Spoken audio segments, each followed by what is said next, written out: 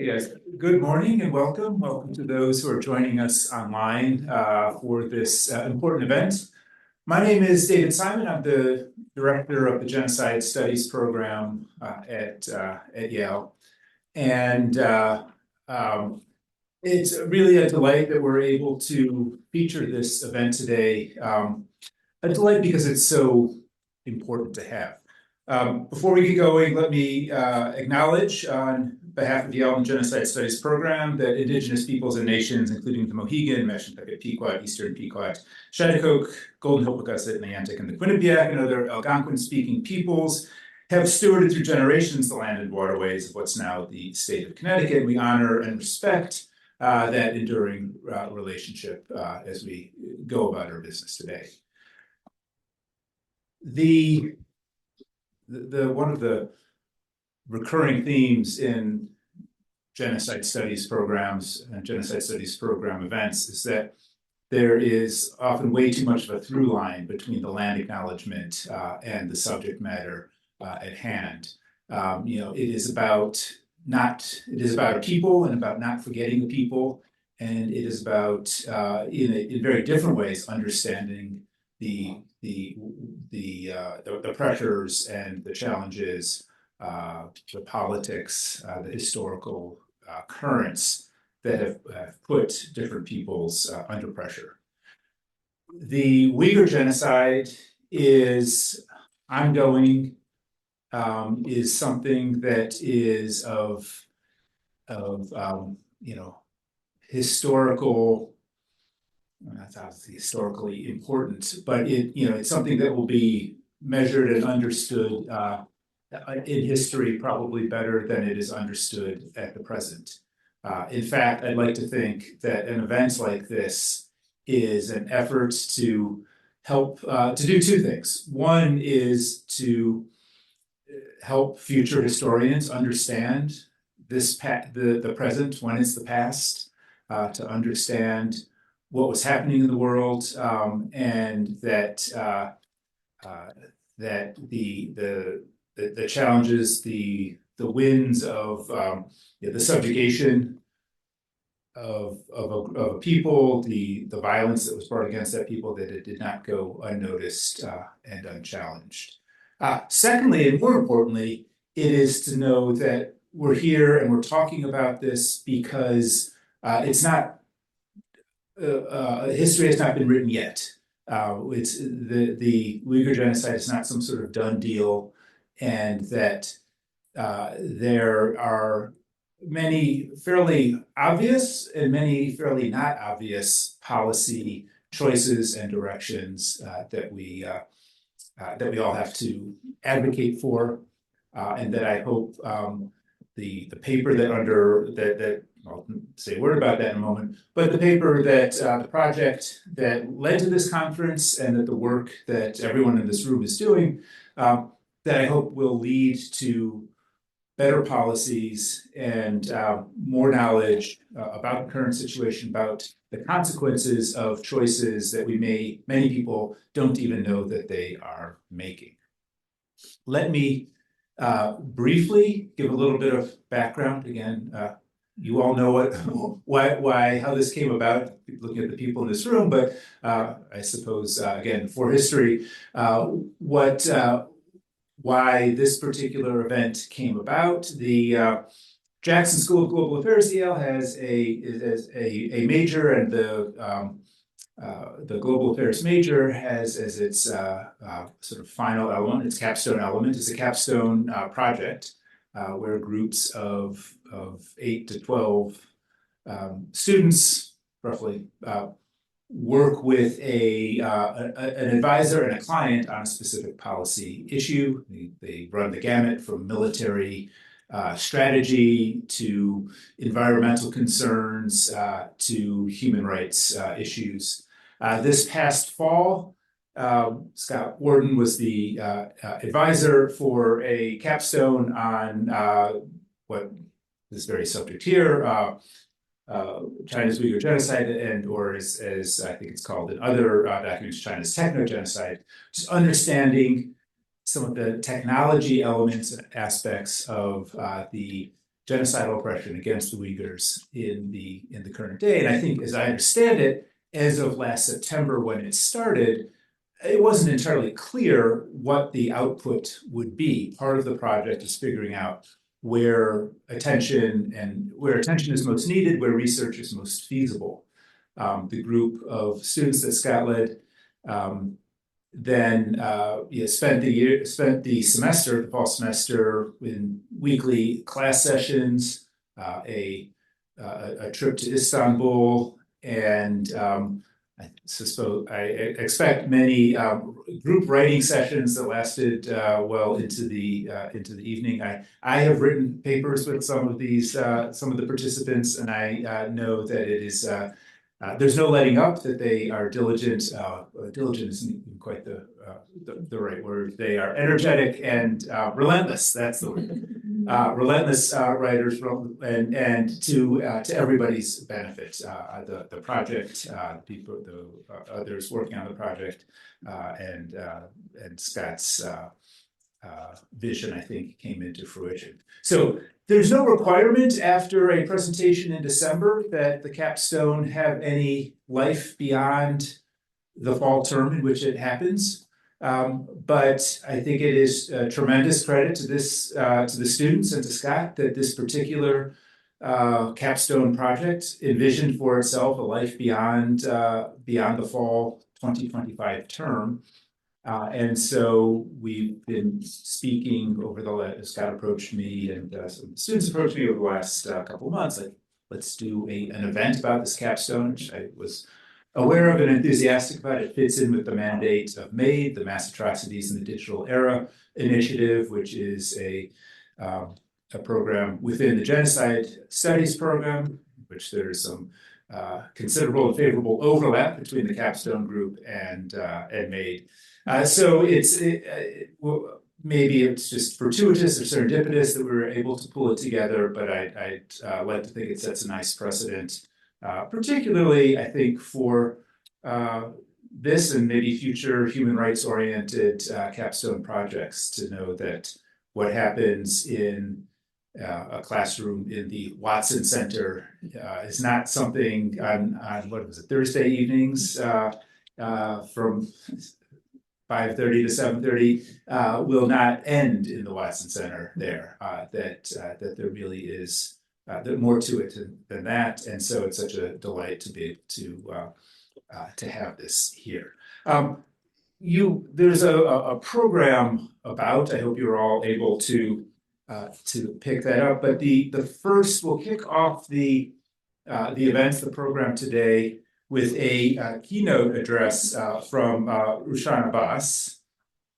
And let me just do a brief introduction for her here, and to say that I am really delighted that she's able to join us. So we were chatting a few minutes ago, and her itinerary is dizzying and global, reflecting her tirelessness, her relentlessness, and her dedication to the cause.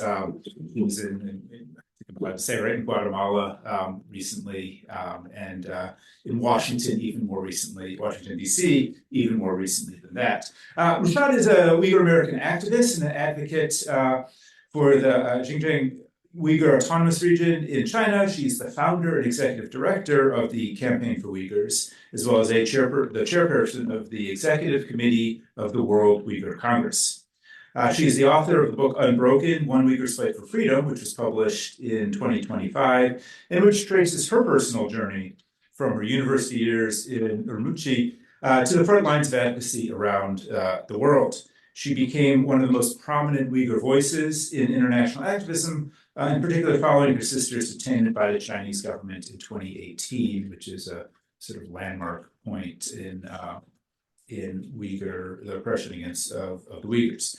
Rushan Abbas has received several awards, including the Freedom Fighter Award in 2019, the Huntington Hero Lifetime Achievement Award in 2024, and Campaign for Uyghurs under her leadership received the 2025 Democracy Award from the National Endowment for Democracy.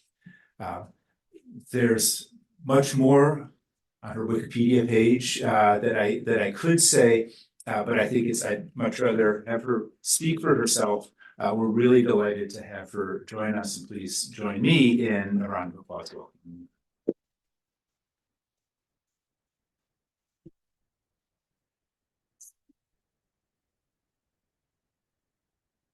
Thank you, David.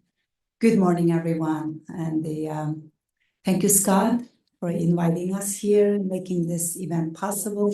And thank you, all the students who has been working hard on this subject and shedding light on the China's the most technologically enabled and the full-fledged active genocide of Uyghur people that's happening. It's an honor for Campaign for Uyghurs to be a part of this capstone project. And we may have entered this process as a client, but I feel that we are now grown into partners. This is a really important work, and it's a fight between good and evil and right and wrong. And it's about being which part of the history. Many scholars and students and universities and leaders are staying silent against this, the most mass detention of a single ethnic group since the World War II. And the atrocity has been unseen while the Chinese government is criminalizing every aspect of the culture, ethnicity, religion, and as well as even just our language. Today, I speak to you as an Uyghur American and someone whose family has shattered by these crimes. As you studied, as David mentioned, my sister's detention changed my entire life.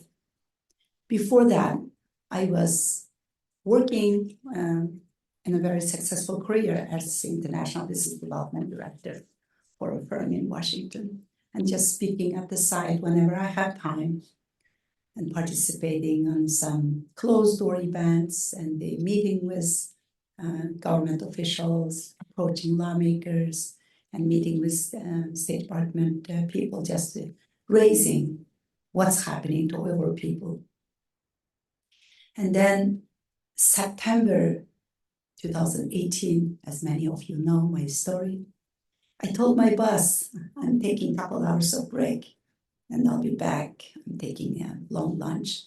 And then I went to Hudson Institute. I was sitting on the panel like this, just 1 hour panel on the Xinjiang emergency, highlighting the mass detention of Uyghurs. By that time, my husband's entire family went missing, 24 people. My parents-in-laws, 4 of his siblings, their spouses, 14 of his nieces and nephews at that time from age 2 to like 15, 16 years old. Everyone went missing. So when I talked about mass detention and outlining the fate of my in-laws by name and the ages, 5 days later, my own sister, Dr. Gulshan Abbas, a retired medical doctor, she was taken from her home just to silence me. I have living in the United States since 1989, and I'm proud to say that I'm a US citizen since 1995. Yet, when I exercise my freedom of speech in the United States as an Uyghur American, it cost my own sister's freedom. And with your studies, you know what is happening to Uyghur people today. Just the 2024 report, they documented 3.34 million Uyghurs were subject to labor transfer in the name of poverty alleviation. The Uyghur businesses, Uyghur economy is destroyed by the Chinese government, taking the factory owners, the people who used to have massive land, and they used to hire people to work on their lands, but using technology, they transfer people's assets and destroyed businesses by incarcerating the owners and taking the people's lands. And then now they call it, all these Uyghur people need jobs. Of course, when the company used to employ thousands of Uyghurs are no longer active because the owner is in jail unjustly just because he's being Uyghur. And the Uyghur women are being targeted as part of this genocide. Uyghur women's bodies being the battleground of this genocide. Chinese government owned state media reported that 1.1 million Chinese cadres, mostly male, deployed into Uyghur homes, live inside of their homes, supervise and monitor the Uyghurs' daily lives. Most men are taken to the concentration camps or forced labor facilities, sent to forced labor facilities, or just as simply sent to prison and sham charges. Uyghur women, wives, and the daughters are subject to sexual abuse inside of their own homes. The Uyghur women are subject to forced sterilization, forced abortions, and their bodies are being monitored by technology again. When to target them, when to call them into the hospital to give them sterilizations. And the Uyghur women are forced to marry on Chinese men while Chinese government is offering money, housing, and jobs for Chinese men to come and marry Uyghur women. If she says no for such a forced marriage for whatever reasons, maybe she's not ready to get married, or she doesn't want to marry this particular person, her siblings, her parents, all are subject to detention in the name of Islamic extremists, did not want to marry non-Muslim Han Chinese. Just this last Ramadan, that whole world was fasting for 1 month, observing Ramadan. The Uyghur Muslims were subject to videotape themselves for 15-20 minutes and 15-20 second clips during daylight. Make sure they're eating and drinking. Show the video clip shows that they are drinking or eating, and send that to neighborhood control people. If anybody misses that for any reasons, he or she was sick or just simply forgot, or that the phone didn't work, then the police knocks their doors.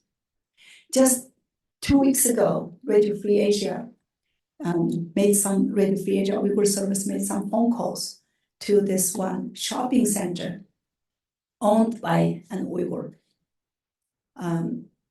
Because he did not put alcohol in the grocery store, the Chinese government first interrogated him and warned him to ask him to make sure that there's alcohol being sold.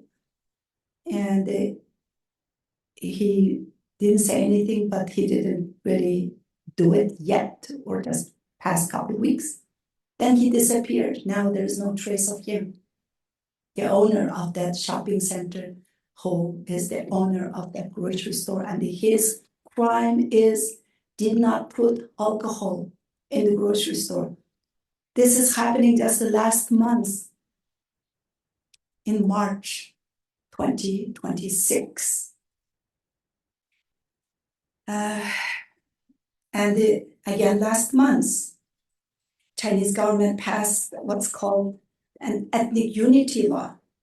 The law forces now the Uyghur children into state-run orphanages, which already over 1 million Uyghur children are taken away from their families, parents, sent to state-run orphanages, were being raised as Han Chinese, speaking Chinese, pledging themselves to the Chinese Communist Party. And now they are making every single forced marriage, every part of the transfer of Uyghur children legal by this law, the ethnic unity law. So the Chinese Communist Party basically crafted a model that not only erases an ethnic group, but also profits massively from it. And it operates the world's largest state imposed forced labor in our region and also in China proper. They are deliberately painting every industry, you name it, 17 main industries from foods, automobile and apparels or electronics, 17 industries has the Uyghurs are being transferred as part of poverty alleviation or labor transfer programs.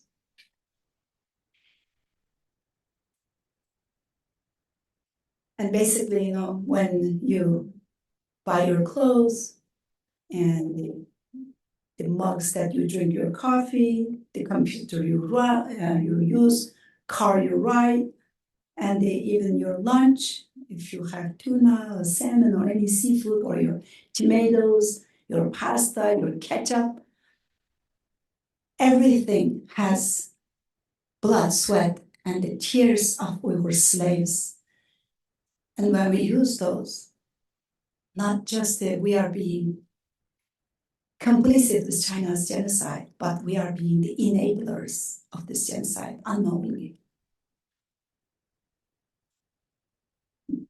The genocide, as you know, they're recognized by, confirmed and recognized by independent tribunal, more than a dozen governments, and the US, previous first Trump administration, 4 years, and Biden administration, and then this administration again, Secretary Rubio confirmed 3 times since he became Secretary of State, what China is doing is genocide.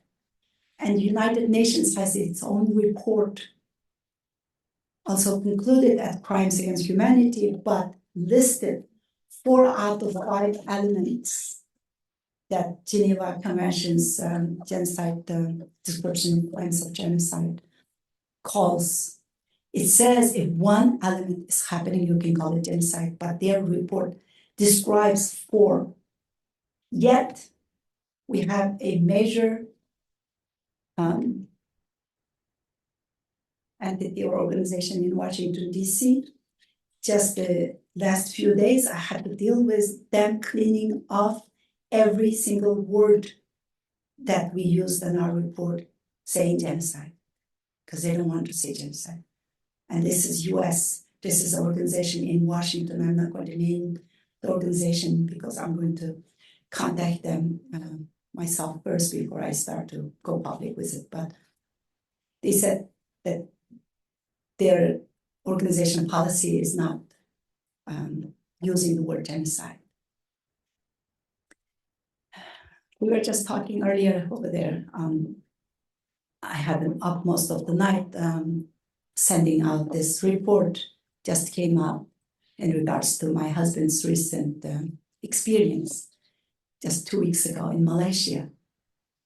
An American citizen traveled to Malaysia with US passport, and the Malaysian government was aware of his trip and approved his trip, and said, just don't go to public, don't make a lot of noise on social media, but you can conduct your advocacy as you plan at universities or in different parts. Because his book, Man is China's Colonization of Islamic World and Uyghur Genocide, which was published in English, Turkish, Arabic,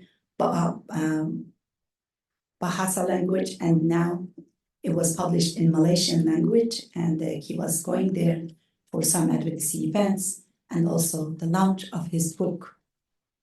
He was detained and put in a detention center for almost 22 hours with just one very small meal with 1 bottle of water the whole time, and deported back. They confiscated his passport. He did not have his passport. Even when they put him on the plane, deport him back to Istanbul. When he arrived in Istanbul, because he traveled from Washington to Istanbul to Malaysia.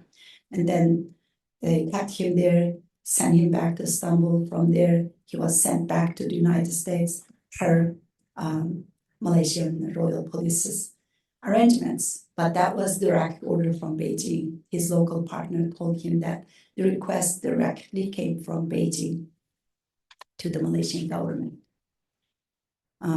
Today, the report came out, so it's all over on our social media and our Campaign For Uyghurs website. Yeah, this is the reality of another part of China's genocide and transnational repression.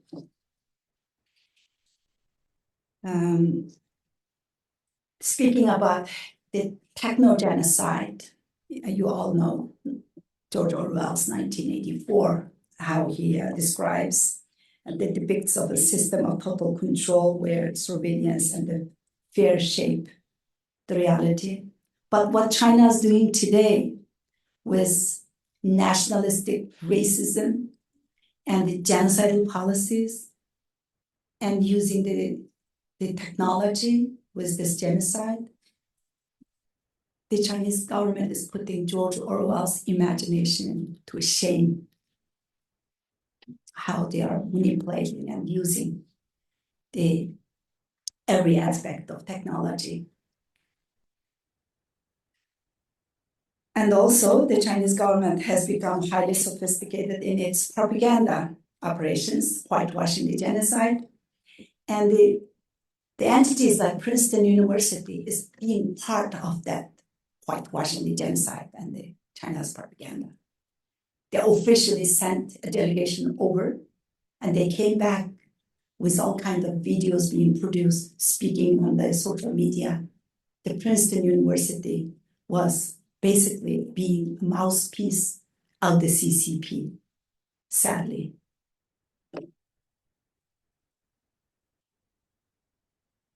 So basically, what China is doing is being the pilot program and expanding to the world. If we don't pay attention now, with the overseas police stations, there's about 102 were all over the world, identified by safeguard defenders. 3 of them in the United States, 2 in New York and 1 in LA, several in Canada. Basically, their goal is expanding the system that they first implemented in Tibet and then perfected, and they escalated to genocide in my homeland, East Turkestan, and then demolished the democracy in Hong Kong in the front of the whole world's watch. We did nothing. And now threatening Taiwan daily. If we don't stop China immediately and the whole Beijing accountable, it will be all of us. The world will be next. The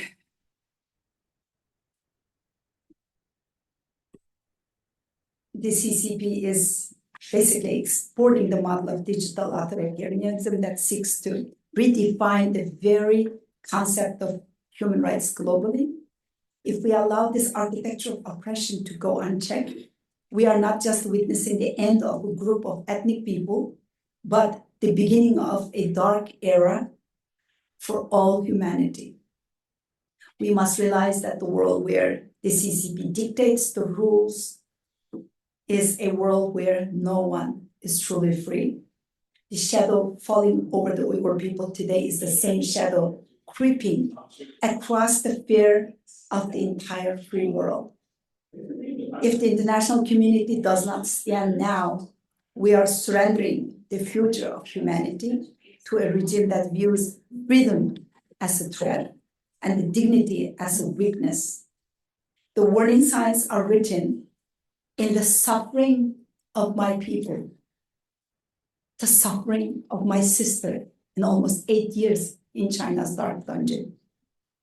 The world must listen, because tomorrow the victim of this system could be anyone and everywhere. And we are all responsible for what happens next. If we don't speak out now, then the only ways left will be one of regret. Thank you.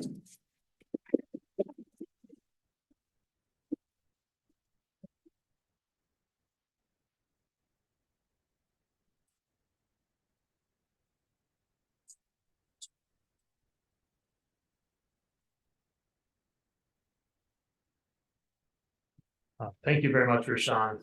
It's difficult to follow those powerful remarks.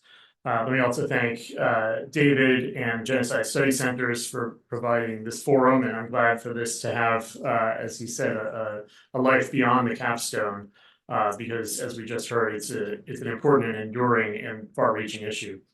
Let me call up now 5 of the, 10 students who were in the class that co-authored the report. They'll make a presentation on their findings and their recommendations.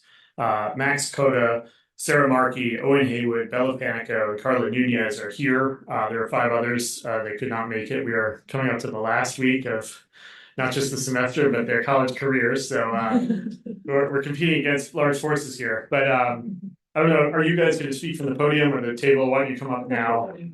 We'll have a presentation of their findings, which again was on behalf at the request of Rushan and the Campaign for Uyghurs. We'll have questions and answers, then a short break, and we'll go to the panel discussion after that. Over to you. Thank you. Good morning, everyone. I want to take a quick minute to thank you for being here and for those of you who are joining us online. And I want to thank Professor Simon and Rashan Boss for their wonderful remarks. As Professor Warden gave me a wonderful introduction, my name is Isabella Panico, and I am accompanied up here by my classmates, Carla Perdomo Nunez, Max Cota, Owen Haywood, and Sarah Markey. Together, we're a representation of our full capstone group, which produced the report that we're going to be talking about today. For those of you who may be unfamiliar, the capstone program is run by the Jackson School of Global Affairs, where seniors work in small teams on a public policy project on behalf of a real-world client. Over the course of the fall semester, we met weekly with our faculty advisor, Professor Scott Warden, and worked to complete a project for our client, the Campaign for Uyghurs, which is led by Rushan Abbas.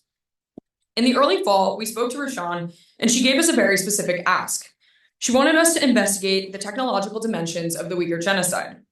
This research was intended to help her organization better understand how global technology supply chains, investment flows, and corporate relationships intersect with China's surveillance infrastructure, and what could be leveraged from this tension to aid the organization's advocacy efforts. Therefore, our research mainly focused on what we call China's technogenocide. We sought to understand the technological inputs put into Xinjiang's digital surveillance state and the dystopian threat of China exporting this blueprint globally. Overall, our research question was, how can the Campaign for Uyghurs prevent U.S. technology companies from contributing to China's techno-repression of the Uyghurs in East Turkestan and abroad? Breaking this question down, we dove into the role of Western technologies, the status of U.S. export controls and investment restrictions, and the policy recommendations to counter this digital authoritarian model. Our team conducted a deep dive into how China's techno-repression system functions. We mapped the technologies behind the surveillance architecture based on and identified where Western firms remained involved. This research was strengthened with weekly discussions with experts we heard from organizations like the CECC, IPVM, the US government, Voice of America, and Palantir. Additionally, to understand how these systems operate beyond the region, we paired this analysis with fieldwork in Istanbul, home to one of the largest Uyghur diasporas outside of East Turkestan. In Istanbul, we met with 14 community, cultural, and advocacy organizations across the Uyghur diaspora. We heard accounts of Chinese surveillance operating inside of Turkey, including a fake cell tower aimed at collecting Uyghurs' phone data in Istanbul. We also saw how Turkey provides a rare space for language education and cultural practice that are restricted inside of East Turkestan. And political actors from both ruling and opposition parties continued emphasizing that the country's economic dependence on China limits its ability to take meaningful action at the state level. Our clearest picture of current conditions in East Turkestan came from journalist Taha Kulnich, who is one of the last known reporters to enter the region. His photographs showed cultural destruction and stage displays of normalcy. When compared with our professor's photos from 2006 from a trip to the same region, the scale of erasure was completely undeniable. So, across our fieldwork, 3 insights stood out for our report. First, China's economic influence constrains state-level response, even if public support for Uyghurs is strong. Second, repression is not confined to borders. Uyghurs in Istanbul still face forms of overseas surveillance. And third, cultural survival depends on the diaspora. Youth centers, cultural schools, and rights groups are working to preserve identity in ways that are no longer possible inside of East Turkestan.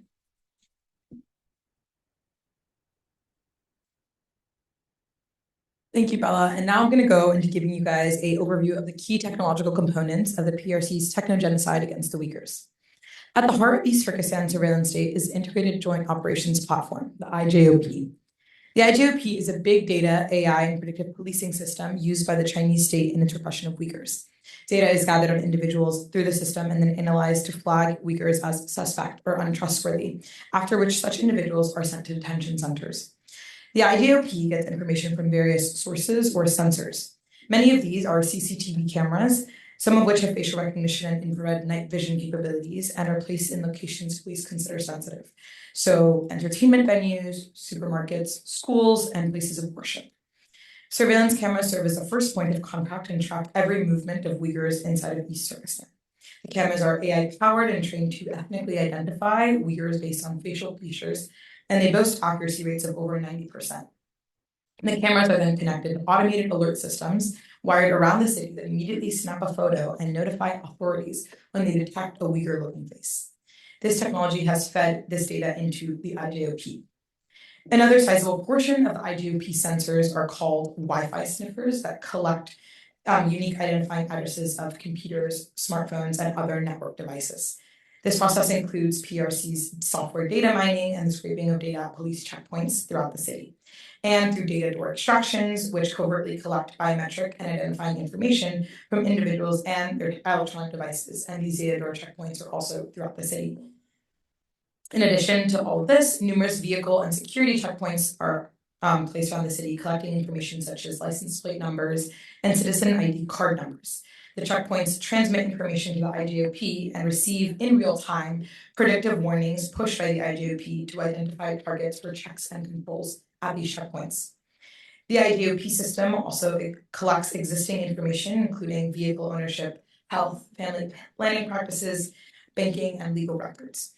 The police are obliged to report any activities deemed unusual or related to civility, which can be as mundane as possession of many books or any kind of activity in terms of religious practices.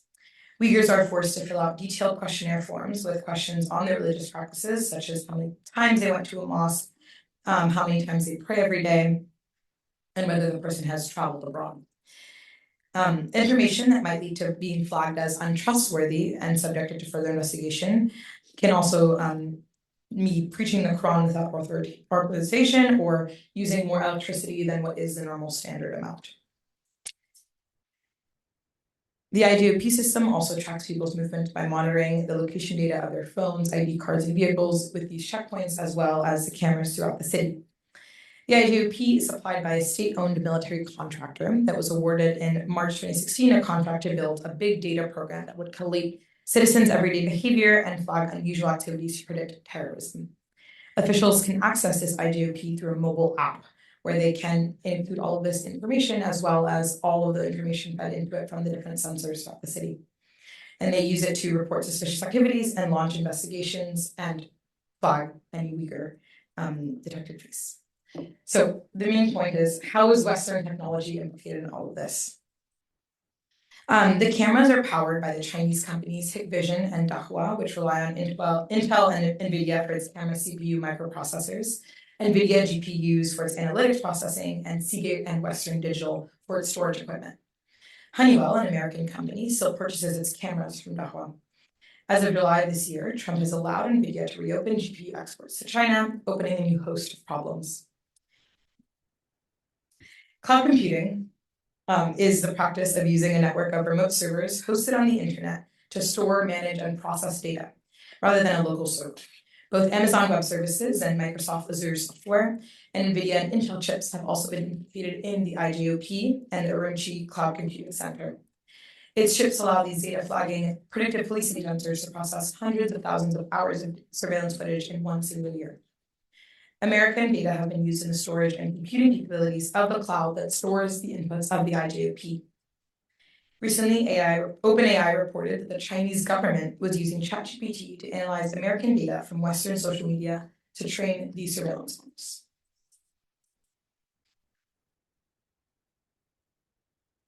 U.S. institutions also export the know-how that facilitates this technogenocide.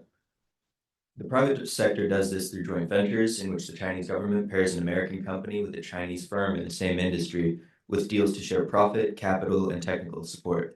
For example, the Chinese company 21Vianet operates Microsoft Azure cloud computing data centers throughout China. Cloud computing is critical for training China's AI surveillance systems, so this has clear human rights consequences. Academia has also contributed. Some of China's most prominent figures in AI surveillance worked at American universities and still collaborate with American researchers. For example, the founder of CloudWalk, an AI company blacklisted by the Treasury Department, collaborated with his former professor at the University of Illinois to jumpstart his company's AI research. Another example is the former head of R&D at Hikvision, who co-authored multiple papers on AI with the U.S. Army Research Lab as recently as 2020. Besides the abuse of the open research environment, tech espionage at universities is also an ongoing issue, especially at schools like Stanford that are heavily invested in AI research. University administrations themselves have been complicit by accepting financial gifts and contracts from Chinese entities, with Harvard being the largest beneficiary of these gifts, having accepted $560 million from China-based entities, many of which were affiliated with the Chinese government, between 2010 and 2025. Many more universities, like the University of Michigan, have set up joint institutes in China with curricula strictly monitored by the CCP. The extent to which Chinese money is intertwined in our university system could make it very difficult to stop the flow of tech know-how to the perpetrators of this genocide. So, the United States has already taken significant legislative action to mitigate the genocide, like implementing the Uyghur Human Rights Policy Act of 2020, which placed sanctions on genocide-linked entities in the PRC, and the Uyghur Forced Labor Prevention Act of 2021, which came into effect in 2022, limiting exports from East Turkestan. But the current U.S. regulatory framework is too narrow, entity-specific, and ad hoc to prevent circumvention. To illustrate this point, here are some of the most important policies affecting U.S. exposure to Uyghur repression. As you can see, they miss key mechanisms and sectors. So first, the U.S. has no system of import restrictions on China's surveillance industry. This is because the Uyghur Forced Labor Prevention Act mainly targets practices mostly found in agriculture and manufacturing, and not tech. Second, the lack of cloud and database regulations lets Chinese surveillance entities access powerful computing infrastructure via cloud services, which effectively bypasses our physical chip export restrictions. And third, while we have investment regulations targeting equity, these don't cover loans, partnerships, or other financial mechanisms. So this isn't only a problem of scope, but also systematic circumvention by Chinese entities. In addition to the cloud computing problem, there's a temporal mismatch between violation and regulation. So because Chinese tech firms are constantly emerging, creating new entities, and shifting operations, regulations become a constant game of whack-a-mole. So we simply can't identify and ban offenders fast enough. Further complicating matters is China's military-civil fusion. So because many civilian companies support the state's surveillance apparatus, it's really hard to draw the line between commercial activity and human rights complicity.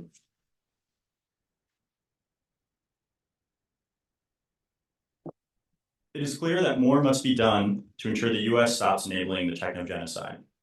To reach that outcome, we organized our recommendations to the Campaign for Uyghurs around achieving three primary goals. preventing U.S. technology from entering PRC repression pipelines, stopping U.S. capital from funding techno-authoritarianism, and building coordinated responses with U.S. allies. There are several ways in which these goals can be approached, along several different strategic dimensions, beginning first with government action. While lasting legislation would be preferred to ensure continuity across administrations, many of these goals can be achieved under existing statutory authority using regulatory power. We recommend that our client continue to lobby the administration and lobby on Capitol Hill in favor of achieving the following specific measures. First, restoring the ban on advanced semiconductors, including the H-20 class chips and their successors to China, which directly power the CCP's apparatus of repression.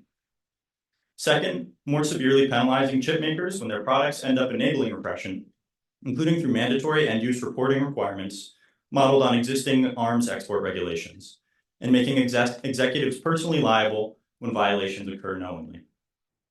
This could also be achieved by expanding export controls to explicitly cover mass surveillance technologies, such as facial recognition systems, biometric collection tools, and others discussed by Carla, which currently fall outside the scope of existing restrictions despite their role in the genocide. Third, we recommend passing the Remote Access Security Act or an equivalent change in regulation. This would allow cloud services to be treated as equivalent to physical exports and therefore prevent rented compute on U.S. cloud infrastructure from powering Uyghur surveillance. Fourth, we recommend establishing more robust federal auditing for companies' exposure to sanctioned Chinese firms.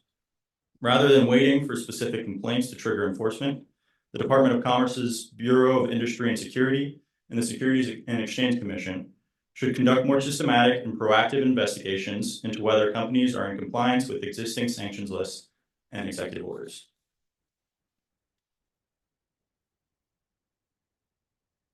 However, we are very aware of the difficult policy environment around these issues. In our research, we spoke with numerous advocates and experts who were broadly skeptical of changing legislation in this political climate. Despite this being a human rights issue that's agreed on by both the Biden and Trump administrations and a genocide that was acknowledged under both State Departments, this administration's close ties with tech companies and the broader power of the tech lobby have prevented action. For instance, the Remote Access Security Act, which would close the cloud computing loophole, as my classmates explained, has now been introduced multiple times with bipartisan support on Capitol Hill, but has been repeatedly stalled due to tech lobbying.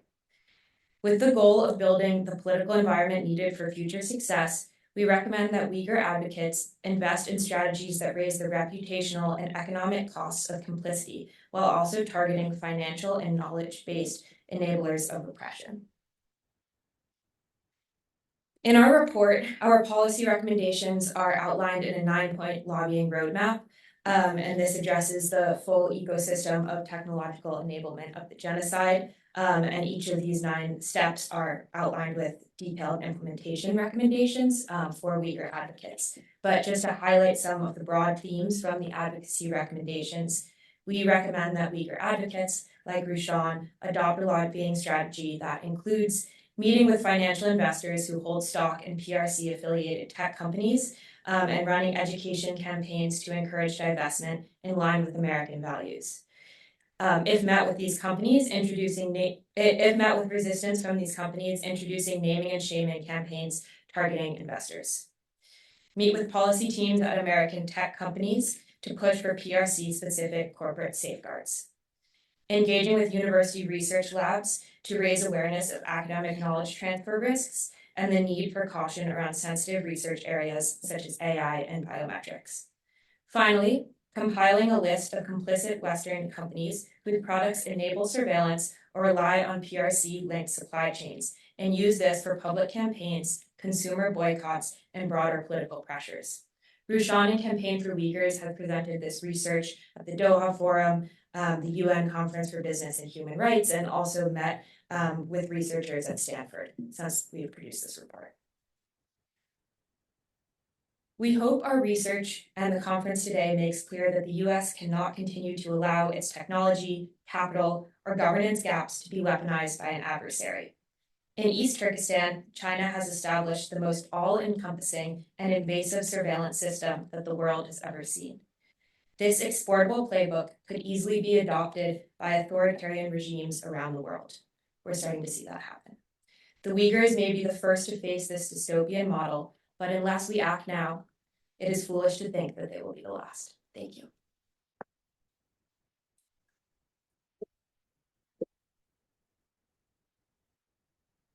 Before we open for our expert panel, we do have some time for questions. We're happy to discuss any of the research or the broader implications. And if there aren't any, oh, yes. Yeah, I have a question. Lindsay Gorman from the German Marshall Fund. Really kudos to you for hitting so many of the highlights. And I really loved how you tailored your recommendations to the client and were clear-eyed about some of the barriers.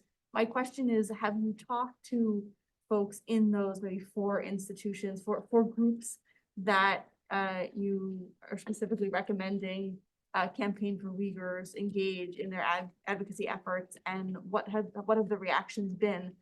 Universities, the financial investors, have you had those initial conversations, and what do they look like? We did throughout our research this fall and part of our weekly meetings. We met with Professor Warden Bradden, speakers from all parts of this ecosystem, and I think there was a general acceptance that this is an issue, but a lack of mobilization, which is where the advocacy framework really comes in, because people acknowledged that this was an issue, but particularly for investors, they felt like there weren't consequences where it was worth limiting their profit in order to respect human rights.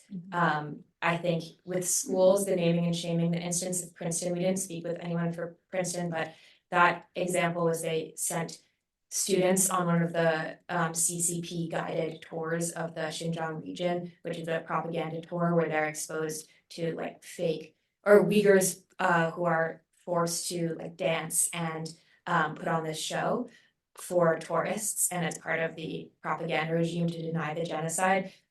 Princeton faced a ton of backlash. I think academic institutions are a place where there was maybe more reception for lobbying campaigns, and the tech companies probably are speaking with Palantir.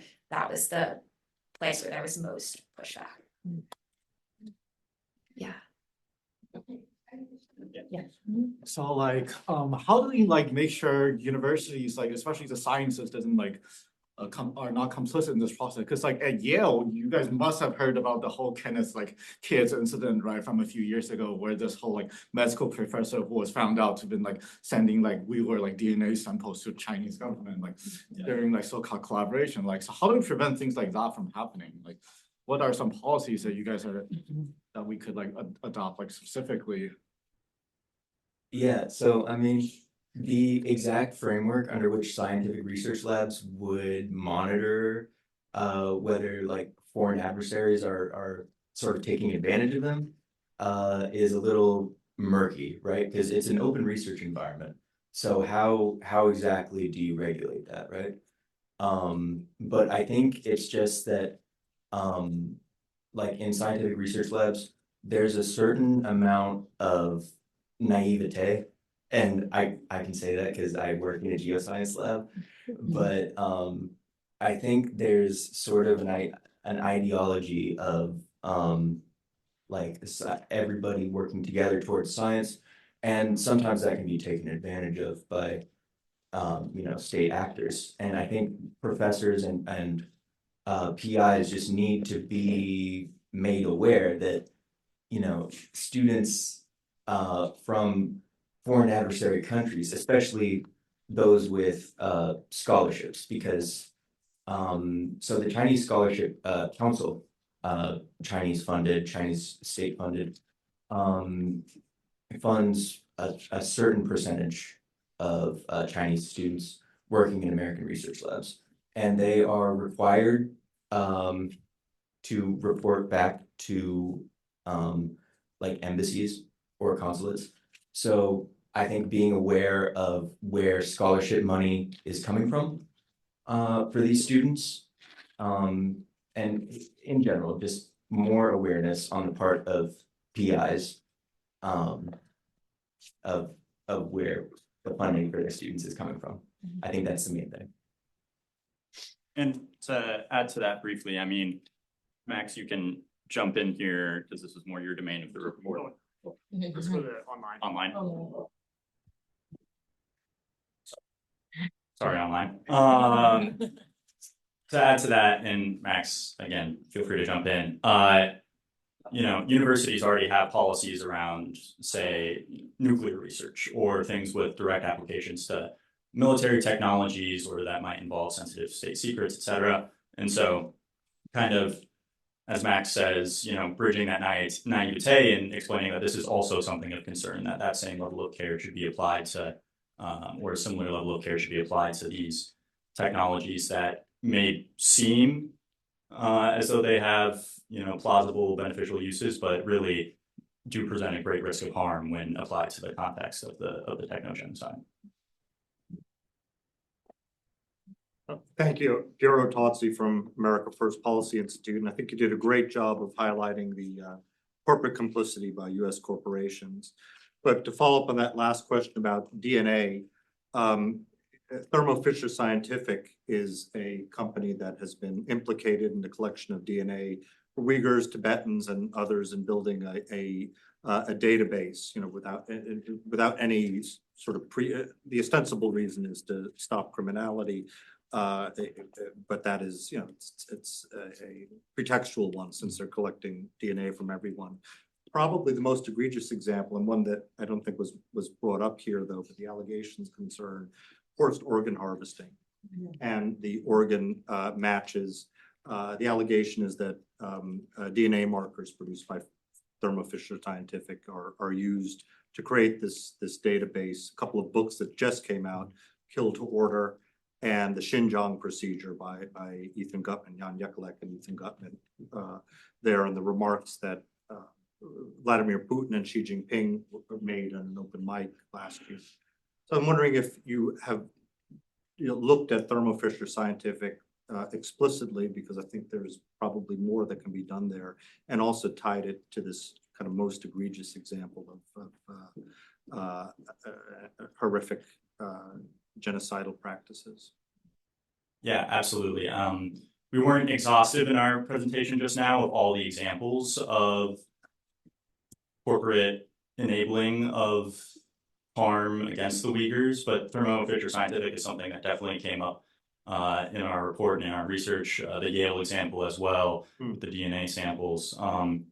And for sure that would be top of the list for any naming and shaming campaign, any investor awareness campaign, especially an example so egregious as that.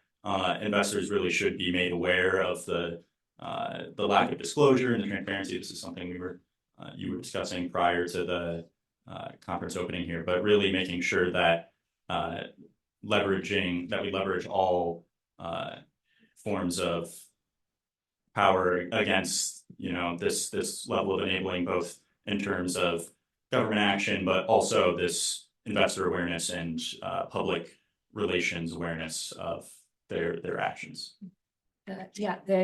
Just to add to that, the Thermo Fisher example is definitely one, with the books coming out and the organ harvesting being so egregious that it's very easy.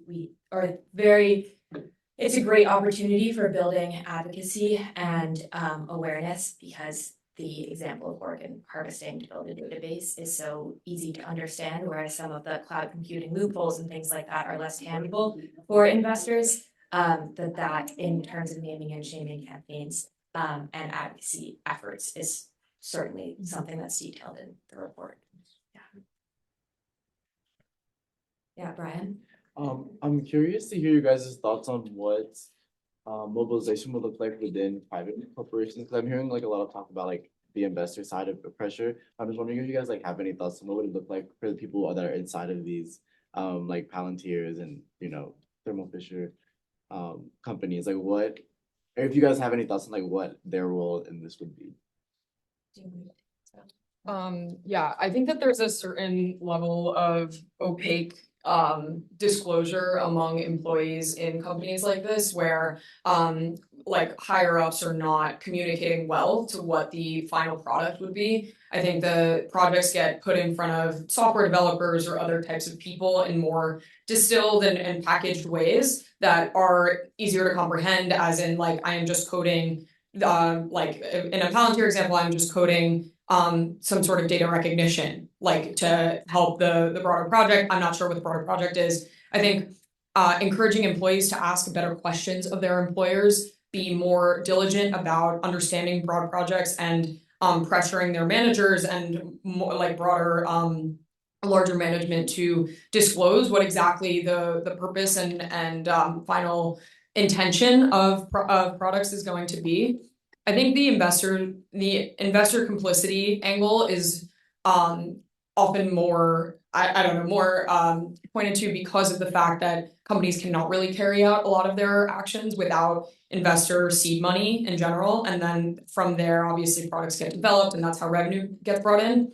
And because investors are not developing products, they have like easier on and off switches to be able to cut ties. But I really do think a lot of this comes down to strong education campaigns, empowering workers to be able to understand where their work is going and what their labor is aiming to produce. So yeah. And it's also important to note that even private companies don't operate in a vacuum. They're operating in an ecosystem with both public companies, the public itself, the government. So Palantir is an interesting example because Palantir doesn't do any work in China. Because of its relationship with the US government, it kind of has that separation there so as to prevent conflicts of interest and to maintain the government as a willing partner. And so the more advocacy pressure is placed on these public companies that do business with private companies, that can kind of transfer through because of their relationship. And so just kind of having a broader approach can spill over into that. My name is Halal. I'm a Master Public Health student at Yale. First of all, thank you so much. I mean, it brings me great hope to see that Yale students are working with Campaign for Uyghurs, and I hope that students continue to do that. I think you touched on this earlier, that central to advocacy is how well you tell the story and threading the through lines through there. I guess I'm wondering, in your conversations with Uyghurs who have their family members detained, what did you guys learn?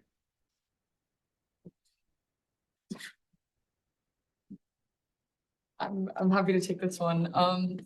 I think that the experience of being in Turkey was one that was absolutely transformational for everybody on the trip. And we had spent many weeks sort of reading this theory and understanding the historical significance of the region, and then also what is happening after China's Strike Hard campaign in 2012, I believe, 2014. Mm-hmm. But being able to meet people who were learning to adapt to living without parts of their family or like seeking refuge in a place like Istanbul or parts of Turkey, I think it was completely eye-opening to see the way that repression can change somebody's everyday life. I think also having people who were so motivated to continue working on the cause, even watching Rushan Abbas work on her work when your sister is detained, it is an inspiring and motivating aspect to continue to do work like this, and also motivating to run a conference like this even after our capstone is over, right? I think that this is a problem that everyone should know about because of the mass detainment, and something that we often talked about in our conversations was that this is a genocide of complete cultural erasure, and even though it may be largely bloodless, there are people who are being stripped of their true humanity, and I think that is something that doesn't get enough international attention, especially in a landscape where so much conflict is happening at every turn. But it really, I think, is back to this point of telling the right story. It's the fact that this architecture is completely exportable, and that the repression that the Uyghurs are facing is coming to all of us if we do not do something about it. So yeah, I think that the experience of meeting Uyghurs in Turkey and also speaking to other Uyghurs has been completely transformational and absolutely inspiring. Rushan didn't mention this when she was speaking about her book, but Rushan published her memoir in her book, which you should all read. And after a fake Amazon listing went up, that was done by CCP affiliated hateful, horrible people who produced this fake book in order to not let two fake books, and they were listed on Amazon, and people could order them, and they were to silence Rushan. And when we were in Turkey and Istanbul and meeting with Uyghur organizations, there was the repeated story of transnational repression. So after people had escaped and made it safely with their families or leaving behind family members in detention centers, they were still facing repression in Istanbul and were still afraid to fully claim their Uyghur identity. And if they did, since they were still being monitored, as Rushan has experienced, if they did speak out, there was the fear that their family members who were left behind would be placed in concentration camps. And so this manifested in people completely cutting ties with their family, even their family who was still safe at the time. There was no communication to East Turkestan, Xinjiang Autonomous Region, out of fear of what that would do to their families. And also just speaking to the experience of being in Istanbul, we met with many community organizations, and there was a deep sense of pride and resilience.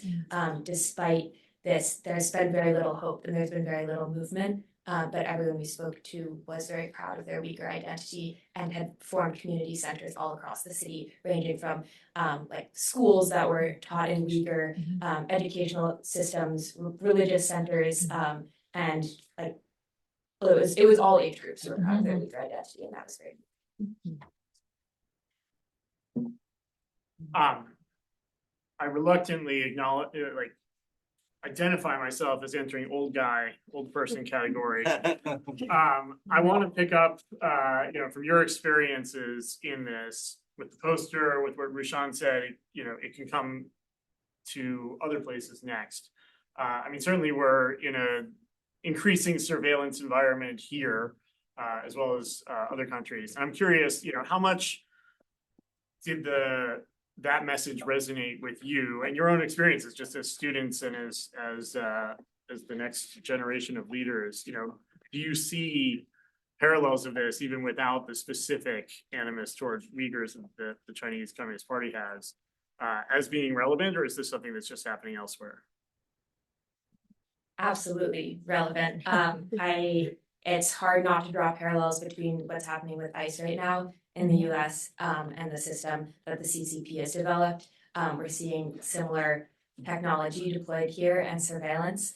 I've been hogging the mic, so I can pass it over to someone else, but this is also showing up in Iran and other authoritarian regimes. But it's certainly something that's in all of our minds. Yeah, I think our sort of longer presentation or more expanded presentation with all of our members, we started off kind of placing ourselves in the scene of what it was like to be in East Turkestan and thinking about, and then the end obviously takes a look towards what it could be in other places. And a huge conversation we were having while writing the report is like, how is this going to manifest in other places? And I think we were writing a report when things with ICE hadn't gotten as bad as they are now. And I think that we saw so many parallels between the authoritarian practices that were going on as an effect of the CCP in East Turkestan and what was going on, for instance, in Minnesota with the protests and ICE and the different types of technologies that they were using. I think that, and the thing that has been super powerful, we noticed in our conversations with people in Istanbul is how much there's this transnational question. There's no information that is able to get out of East Turkestan. There's no communication, but there's also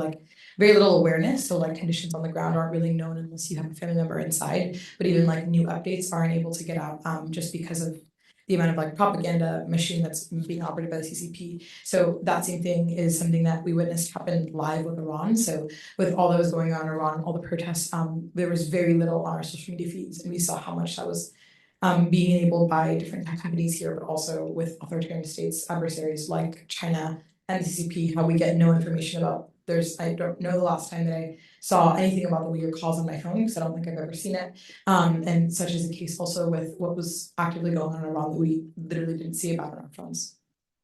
There's also, as China invests more and more in its Belt and Road Initiative, this technology is being exported, and this massive debt that's being accrued by developing countries. Part of that often includes data deals where China is able to buy the data or just take the data of developing countries, which all contributes to the system it's building and makes its facial recognition more accurate and its biometric information more accurate. And so we're seeing this deployed in Uganda. This is starting to open up, and in Latin America as well. And so it's really spreading very quietly, and it's both making China's system more productive and more harmful, while also expanding globally. One last thing to add of this question of more like a high level view. Technology is becoming an essential part of infrastructure around the world.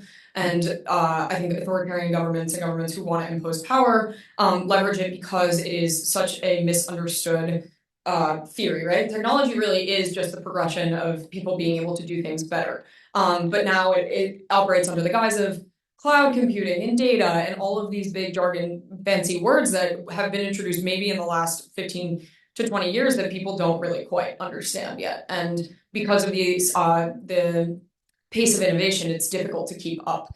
And so really technology has become this lever of power that governments leverage to be able to repress people. And that is an idea that needs to continue to embed in the collective consciousness around the world. So yeah, that's really. I think we are handing it over now to an expert panel. And First, please. Oh, online question. Oh, we have an online question. Online questions. Yeah. Good. Oh, wow.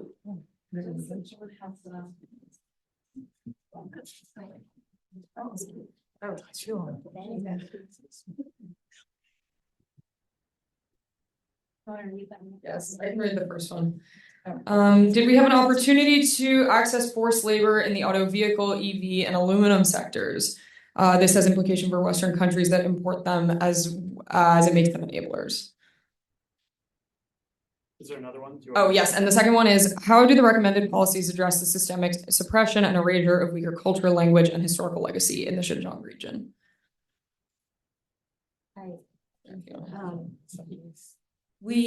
I will say that both of these were a little bit out of the scope of what our research was focusing on. We researched and read a lot about the forced labor.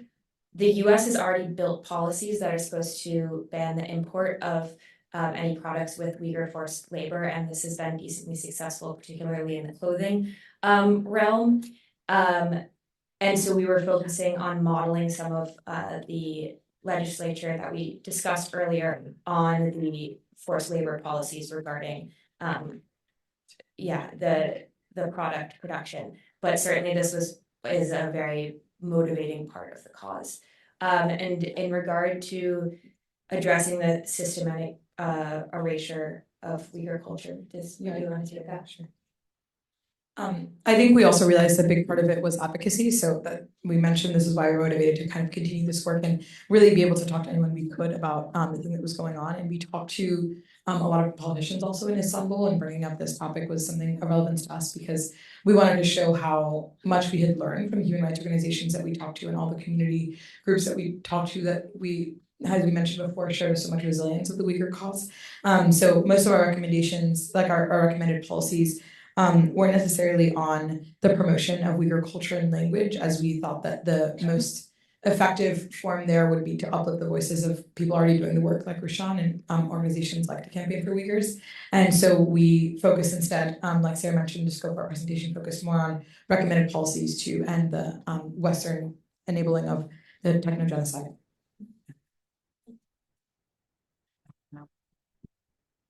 Great. Well, this is fantastic. We're rolling. We will take a short break, but first, join me in thanking and congratulating students on their work.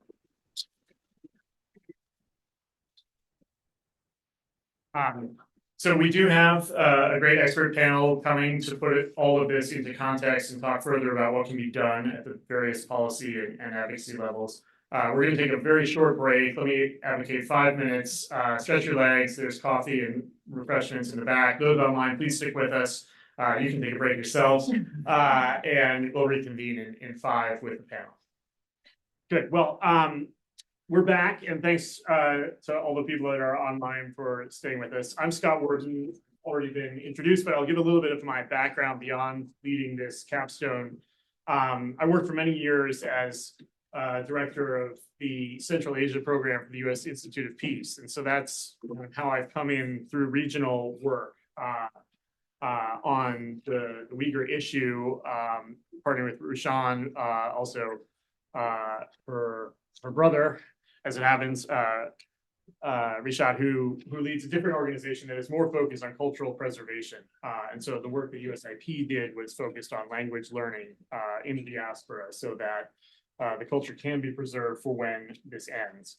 I'm very pleased to have an expert panel here, too, in person, Steve online from Washington. I'll just give brief introductions of the panel, but then ask some leading questions for opening statements, and hopefully we can have a discussion. You know, I think that it was a well-designed panel, so congratulations to the students. Also a good presentation. I see this as a building conversation, and we'll carry on, I think, with lunch, and then hopefully even, you know, further beyond the capstone, beyond your time here, but working with the Genocide Study Center and other partners that are having this concern of new technology, Rushan, as you said, being, you know, unfortunately tested, let's say, I think you said perfected on Uyghurs, but then it can be, you know, doubled down there, but also exported. And so I think it's a problem both for seeing how we can increase the cost and increase the pressure on China in the Uyghur case, but also be aware of what this means for our global society with technology increasing. So I see this this conversation here as looking at the Uyghurs, interested in getting all of the panelists' reflections on the situation and the report, but also looking forward. What does this mean and what can we do beyond that? So Lindsay Gorman on my left is Managing Director of the German Marshall Fund Technology Program. She's a quantum physicist in a room full of lawyers. That is intimidating, impressive, and also a computer science scientist focusing on US-China competition in the emerging technology space. That includes AI. She's also concerned with democracy and innovation and promotion of democracy in the digital era.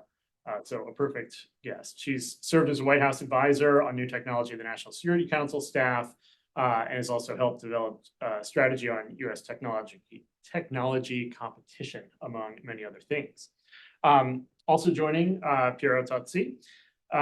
He's a senior director for China policy at the America First Policy Institute, previously served as staff director of the Congressional Executive Commission on China. That is a bipartisan, bicameral, right? And by branch, it's congressional and executive. Yeah. Okay, It's right. like the Blues Brothers. Yeah. Looking at U.S. strategic competition with China, and through both that and his human rights focus, has been a real champion of Uyghur issues, and as we heard through your question, and we will hear later, really calling attention to this issue. I want to also just note from your previous work in Congress, I mean, this really is a unique, in our increasingly, let's say, polarized political environment. My experience working at USIP, being in Washington, I mean, this is truly one of the rare bipartisan agreements with different degrees of commitment, but all sides are really concerned about both Chinese repression and the cause of the Uyghurs and their suffering. So this is a bright spot in our polarized landscape. And then finally, Steve Feldstein joining us from Washington. He's a senior fellow at the Carnegie Endowment for International Peace, working on democracy, conflict, and governance. His work focuses on technology, national security, in the global context of democracy. He is an expert in studying digital repression by authoritarian regimes, as focused particularly on China's digital repression among other countries. And Steve also has multiple perspectives has been in academia, but also served in government. He was the Deputy Assistant Secretary at the State Department for Democracy, Rights, and Labor, DRL, and was also a senior policy advisor at USAID, and has recently written a book called Bites and Bullets. Okay, so let me start with Lindsay. I'm interested in getting, obviously, your reactions to what you've heard. How does this match with your work and your perspective? But also, you know, how do you see this as representative of a larger problem either for us or for other partners, allies, countries in the world. So love to hear your remarks to start off. Thanks so much, Scott, and really thank you again to the students for what I think is a really comprehensive look at where we are. I think I was really impressed how you blended the human interest with the broader policy questions and mapping the stakeholders and actors. So yeah, kudos to you for this work. And I think this is an issue that's been in the policy consciousness in DC for a number of years now, but hearing it and hearing how it's updated, and Rushan, these issues with your book and the fake copies on Amazon and the new tools and tactics that the CCP and related actors are using to silence criticism, to conduct transnational repression. I think it's so important not to forget that these are evolving tactics. They're not static in time. And that we can't take our eyes off the focus here. And I would situate this in the context of some of the work that we do at the German Marshall Fund, which is really on the broader technology competition between the US and the People's Republic of China. And oftentimes that competition and the debates around it solely focus, I think, on the economic value. Who's going to win the future? Who's going to dominate the AI stack? Who's going to build the next generation of technologies? All very important. But this is exactly why. Because technology isn't neutral. It's built with a system in mind, with a set of values in mind in an ecosystem. And this technogenocide, as you've called it, I think aptly, is absolutely the dystopian, I think, worst case scenario today. I even worry what it could look like with a full adoption of the most sophisticated AI systems, how China is going to build out and export its AI models and its automated repression system around the world. We've seen that, to get to your question, we've absolutely seen that happening. Someone mentioned the Belt and Road Initiative over the last 5 to 10 years.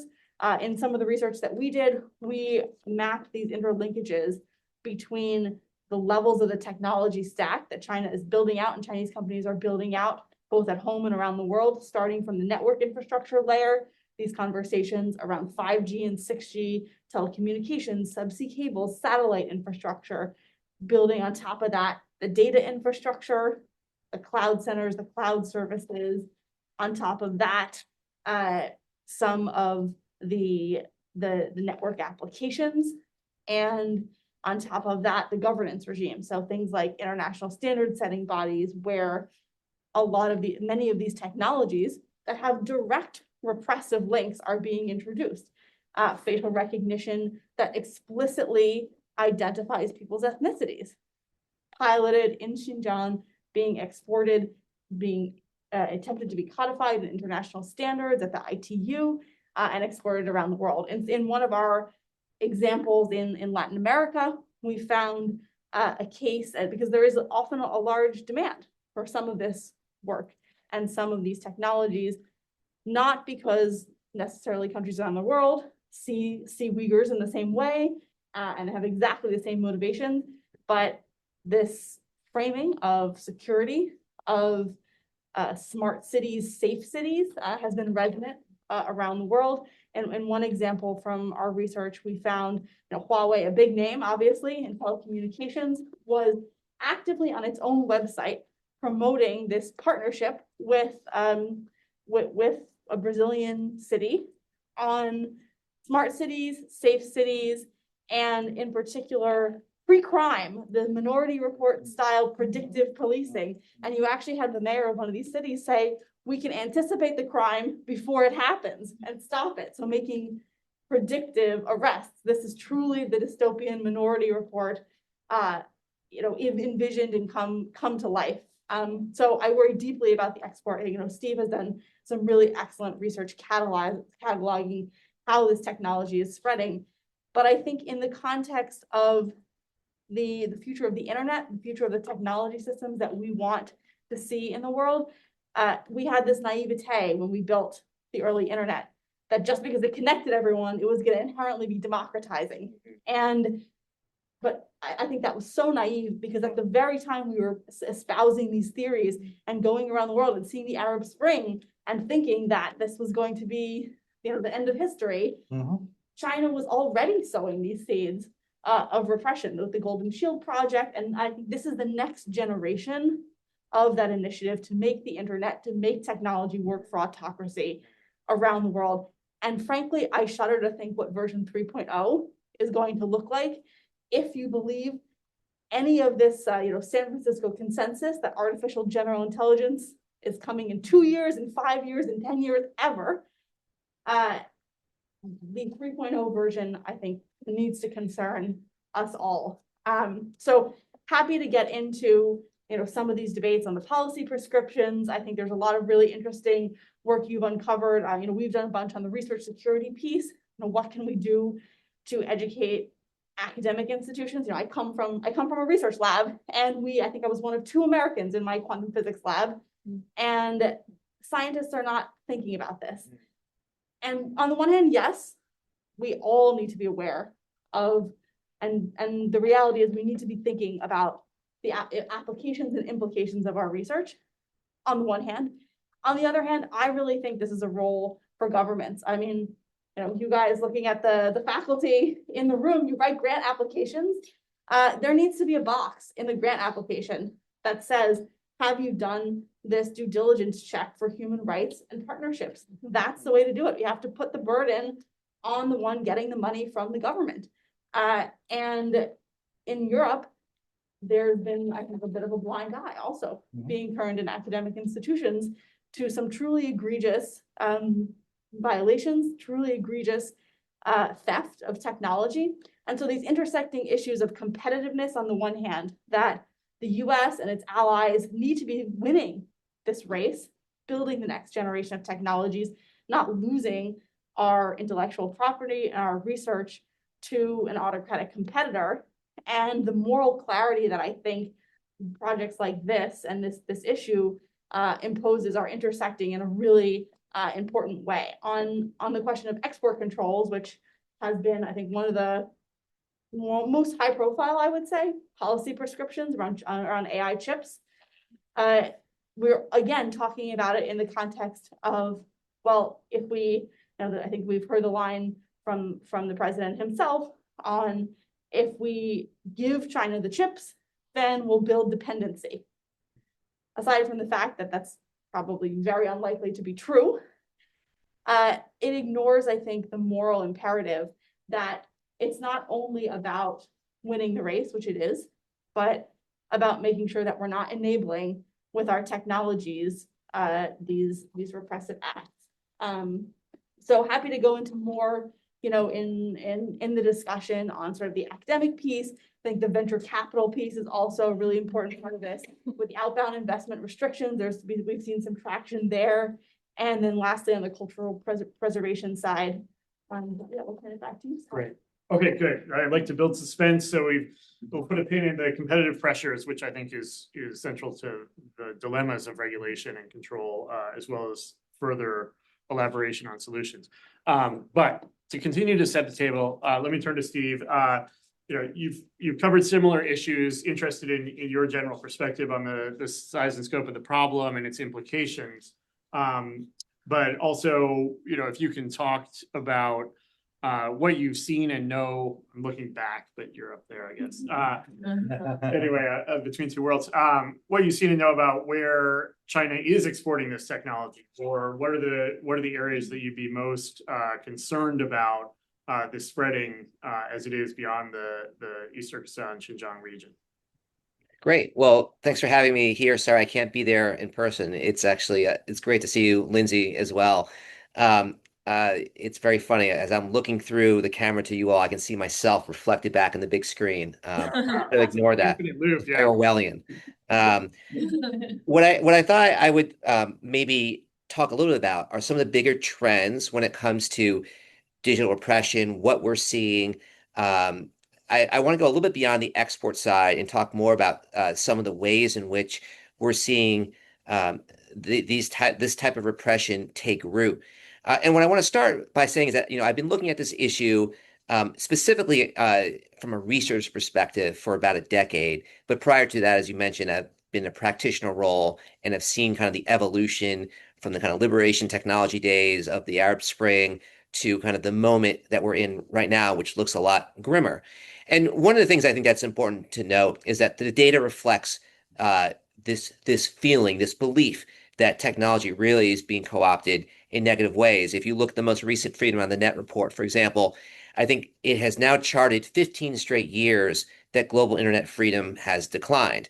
And so that tells you something in terms of the overall trend, whether it's in democracies, whether it's in closed authoritarian states or hybrid regimes, that all across the board, technology is being co-opted and used in ever more repressive fashions by larger populations. And I think, to me, there's sort of what I've wanted to look at is to sort of ask, well, what are the big factors driving this spread?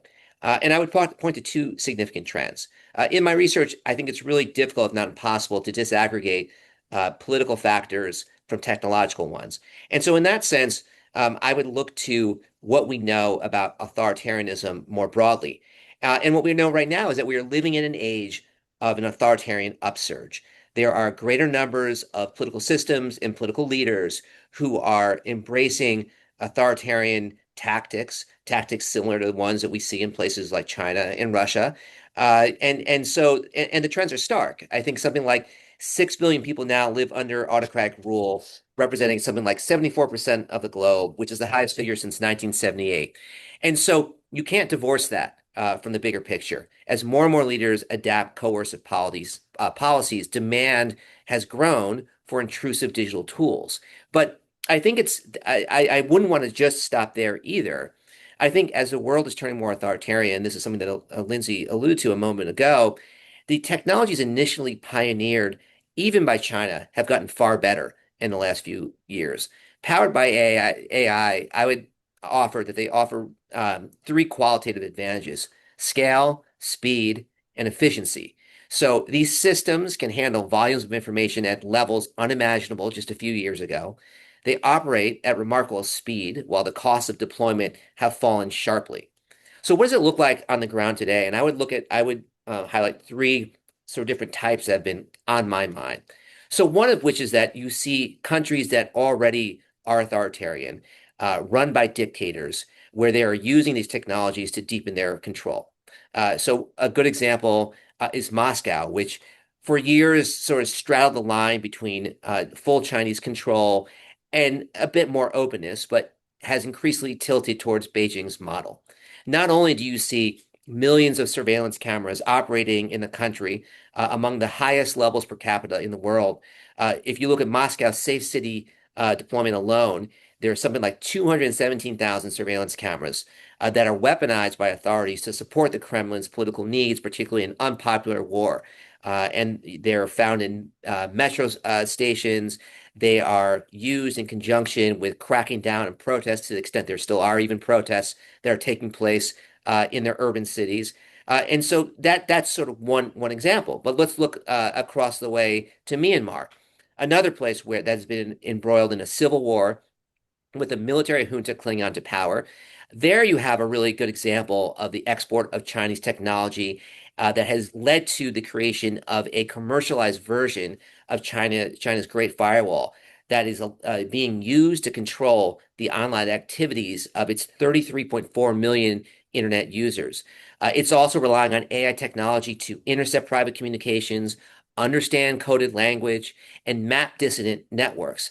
Much of this has been built and provided by China's Guige networks, as well as through a public surveillance network based on facial recognition technology from Huawei, Dahua, and Hikvision. So that's sort of one category. The second category I would briefly highlight is the ways in which digital propaganda is undermining elections and bolstering embattled regimes. Indonesia was an interesting case in point. So ahead of national elections in 2024, the political party Golkar released an AI-generated video of deceased dictator Suharto. Now, party officials claimed that this video was a reminder about how important our votes are in the upcoming election. But bringing the long deceased ruler served a more underhanded purpose, encouraging voters to throw their weight behind the political party that was long synonymous with Suharto. In fact, the Golkar's preferred candidate, Prabowo Subianto, served as Suharto's former army general and was his former son-in-law. So the strategy succeeded, and ultimately Prabowo was elected president of the country. But this is really, in my eyes, just the beginning of how we're seeing, or just the start of the onslaught of AI-generated deepfakes, propaganda, and disinformation. I think more recently, in the context of the Iranian war, we've seen, videos that are circulated that are exploiting the liar's dividend and putting out footage, pictures, imagery that casts doubt on all sorts of things, whether the consequences of the violent crackdown in the country, or more recently, the consequences of the war itself. Finally, I think what's interesting is that as I mentioned, these trends are not limited to authoritarian countries or even countries that are somewhat in the middle, but democracies themselves are increasingly tempted to adopt digital repression strategies. In the United States, there's been a lot of concern about sweeping data centralization strategy that is merging fragmented databases into a single infrastructure and increasing the capacity of different entities to monitor individuals in ways previously limited by technical and legal barriers. Now, make no mistake, this is not anywhere close to what we're seeing in China and other authoritarian regimes, but the fact that there has been a push in a liberal democracy to deploy facial recognition networks, license plate readers, smartphone extraction devices, and surveillance drones, not to mention AI data analytics, ought to be cause for concern. Similarly, we see many of these tactics being used in Israel when it comes to implementing an expanded use of surveillance tool, rolling out ChatGPT-like tools to analyze intercepted Palestinian communications and to answer queries about monitored individuals. So we see this expansion taking place, and I think it's incumbent upon all of us to think very carefully what it means, whether you're living in a liberal democracy or whether you're living in something that no longer quite is that, to say, how are these tools affecting what I can say, what I can do, who is surveilling different types of activities, particularly protected speech. I think there are many ways to fight back, but I think part of the issue or problem is getting enough motivation and awareness from the public to push back against policies that are intrusive, that diminish civil liberties, that lead to abuses and cement central authority and control. So let me stop there, and I look forward to the discussion. Great. Thank you very much for that. Let us first turn to Piero, maybe to come back a little bit more to the Uyghur situation in China before we talk about the future and beyond.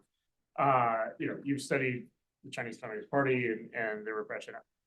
Do you see opportunities to, where do you see the most opportunities to pressure China to stop what's going on or reduce or mitigate what's going on now? So that's one question. It speaks to a bit of their motivation and how can that be affected, if at all. And then separately, taking advantage of your deep experience at the center of political debates in Washington and the tripartite, the bicameral and executive conversations on this, where do you see opportunities for particularly U.S. policy to be enhanced or affected? Sure.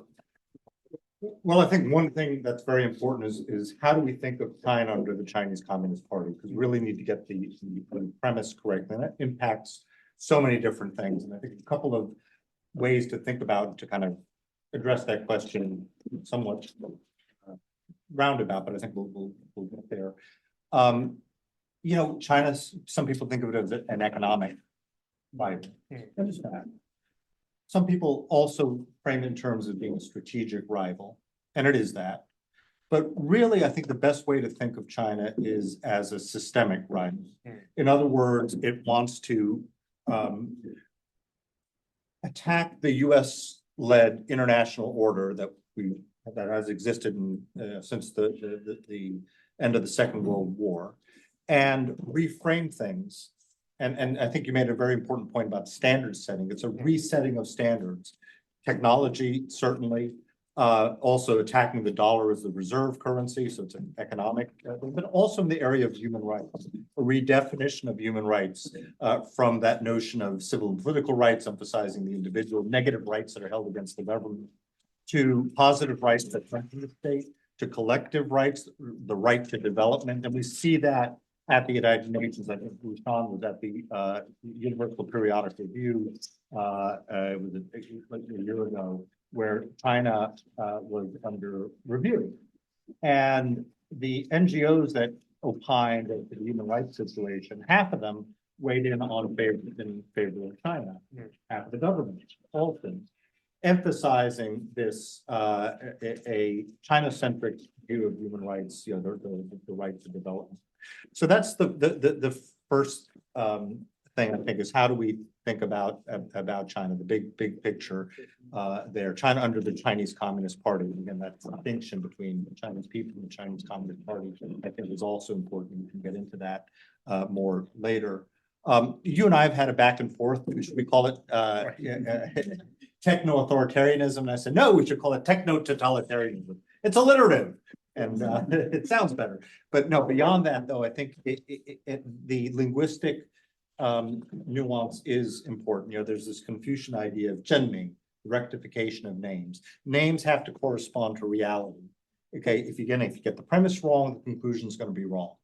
And the nomenclature towards authoritarianism began to change in the 1990s. It aligned with this period of engagement. And why is that? If you go back to Jeane Kirkpatrick, that idea of dictatorships and double standards, that authoritarian regimes are different from totalitarian regimes like the Soviet Union or Nazi Germany there. And authoritarian regimes, and this kind of was shown in the 80s too, can matriculate into democracies over time. Here's the difference. An authoritarian regime, okay, if you don't directly challenge the government, it does leave a civic space there for, it could be small enterprise, it could be churches, it could be NGOs, where the totalitarian regime seeks to engulf the totality of society. Case in point, Taiwan. You know, the current government there, the Democratic Progressive Party, which challenged the authoritarian regime of the Kuomintang and Chiang Kai-shek, began in the Presbyterian Church, because that was a space that did exist, even under that authoritarian regime. And probably Taiwan is probably the most applicable, because people, you know, it is a broad, you know, Chinese culture that it evolved. So it's a good comparison. It's probably the most vibrant democracy in Asia right now. But you know, that you refer to the end of history, that dream in the 1990s, that history and that the trajectory towards liberal democracy was inevitable. It was Bill Clinton saying that, hey, with the internet, you know, it's like trying to stick Jello to a wall. So a lot of that naivete that you referred to, Lindsay. So part of that, I think, was that change in nomenclature. When you look at, and Rushan referenced the ethnic unity law, that is such a totalitarian piece of legislation. It was just passed last month there, and it does seek to extend to the family, to erase ethnic unity is an erasure of that. So you see these colonial boarding schools where Uyghur children, Tibetan children, other minorities are taken from their homes. They're put in these Mandarin language environments. I mean, Mandarin language, even Cantonese, you see in Hong Kong, which is not a Mandarin speaking culture. They're seeking to erase that, to standardize that as well. So that is an example of really a totalitarian mindset. You can't have independent thoughts there. And that's very important. A couple of points just to, I think, Steve, some of the things that you made, and I think here in America, it's, you know, Shoshana Zuboff had an interesting book called Surveillance Capitalism. And in many ways, it's these corporations. And I think the students did a great job looking at corporate complicity. And we really need to be wary of that. I saw, Scott, you had a Gmail account, and yeah, you might look into Proton Mail. All right. Just saying. Just also on the surveillance drones in the US. DJI produces, it's a Chinese company, so it's not just our own government, obtaining this information. But there's a backdoor to China. And we really need to look at cellular modules, this Internet of Things, and how China has inserted itself in our cars, our cell phones, there, and has used technology. And in many ways, it's a backdoor. And I think that is getting more attention. But we've had resistance from local governments, local police forces, when you say you should not be using this technology because of cost. And China's always going to win on cost. Why do they have a comparative advantage here? And this was the great mistake that we made in the 1990s and the 2000s with engagement. First, when we stripped that annual review process where you had linked trade with human rights there, and that happened in 1995.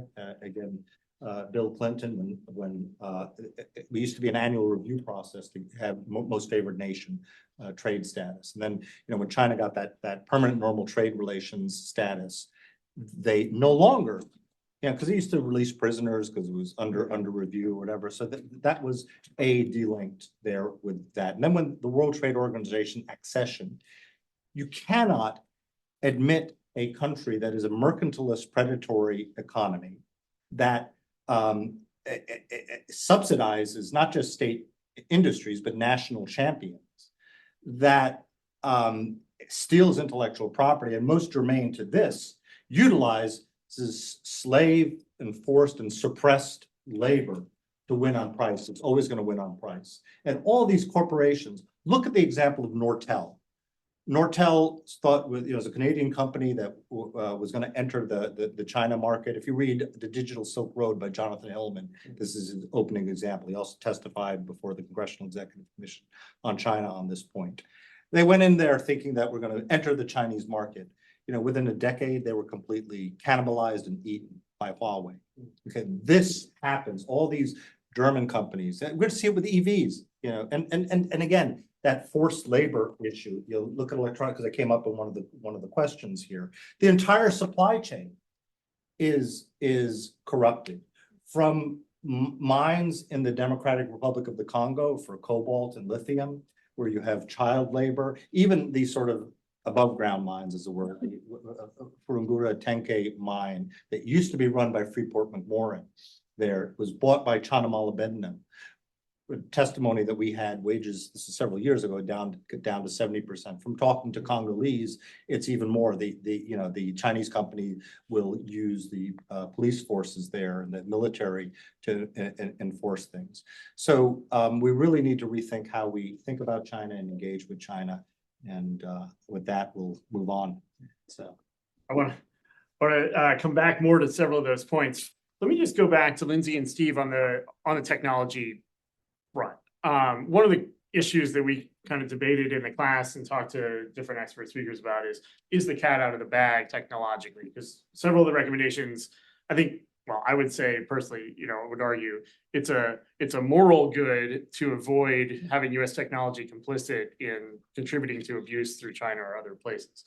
So do it for that reason. But, is China basically now able to advance on their own, do whatever kind of next generation 3.0 oppression without US technology help? Or do we still have a way to, is there still opportunity to slow down their progression if we limit GPUs, if we limit some of these other collaborations that we talked about? Maybe you go first. And then Yeah, wait. Absolutely. I mean, I think, look, we do still have a few levers in the toolkit, and export controls on chips are one of them. I did a public debate on this topic a few months ago, and the reality is that the evidence that China has smuggled billions of dollars of export in export violations of chips is compelling to suggest that it needs this compute. Does that mean that advantage is going to persist forever? No, that would be naive to think that we can enforce a floor and always stay ahead. But that said, I think there were a number of policy innovations, and this came up in the report, that about China's military civil fusion. It is inherently challenging to figure out how can I sell to one entity in China and not have it end up in a military end user and a human rights abusing end user. That's an inherently difficult problem across the spectrum of technologies. AI, cloud computing, biotechnology, quantum information, because China's also building and trying to build this quantum internet. And actually one of its key test cases around the BRICS was an exchange of telecommunications, quantum telecommunications exchange between just outside of Moscow and Urumqi. That was one of the sites of this BRICS, prototypical BRICS quantum internet. So it's very, very difficult. And that was an academic collaboration. It's very difficult to control based on the end user. But one of the innovations in this original round of chip export controls was not just controlling the chips themselves, but all the manufacturing equipment, the processing equipment that goes into lithography. And this is where we had to work with the Dutch and the Japanese, who were part of this supply chain, as well as the human capital and talent that goes into building this manufacturing equipment and building. So this was a new way of thinking about controlling beyond just the end user controls. I think the entity list has done, we've put numerous companies now on the entity list. It's an inherently challenging problem. I'd also say, in terms of the cat being out of the bag, there isn't one cat and there isn't one bag. Because here at a university, we can see it day in and day out, that the next generation of technologies is constantly being developed, and those advantages are constantly getting renewed and refreshed, and it's an iterative, never ending. This is why I think the metaphor of a race is quite inapt, actually, because, and we had a member of Congress make this point at GMF, because at the end of the race, you declare victory, someone wins, someone loses, you go home, you take your medal. But with technology, the race never ends. It's not just a marathon versus a sprint. It's a marathon that is going and going and going ad infinitum.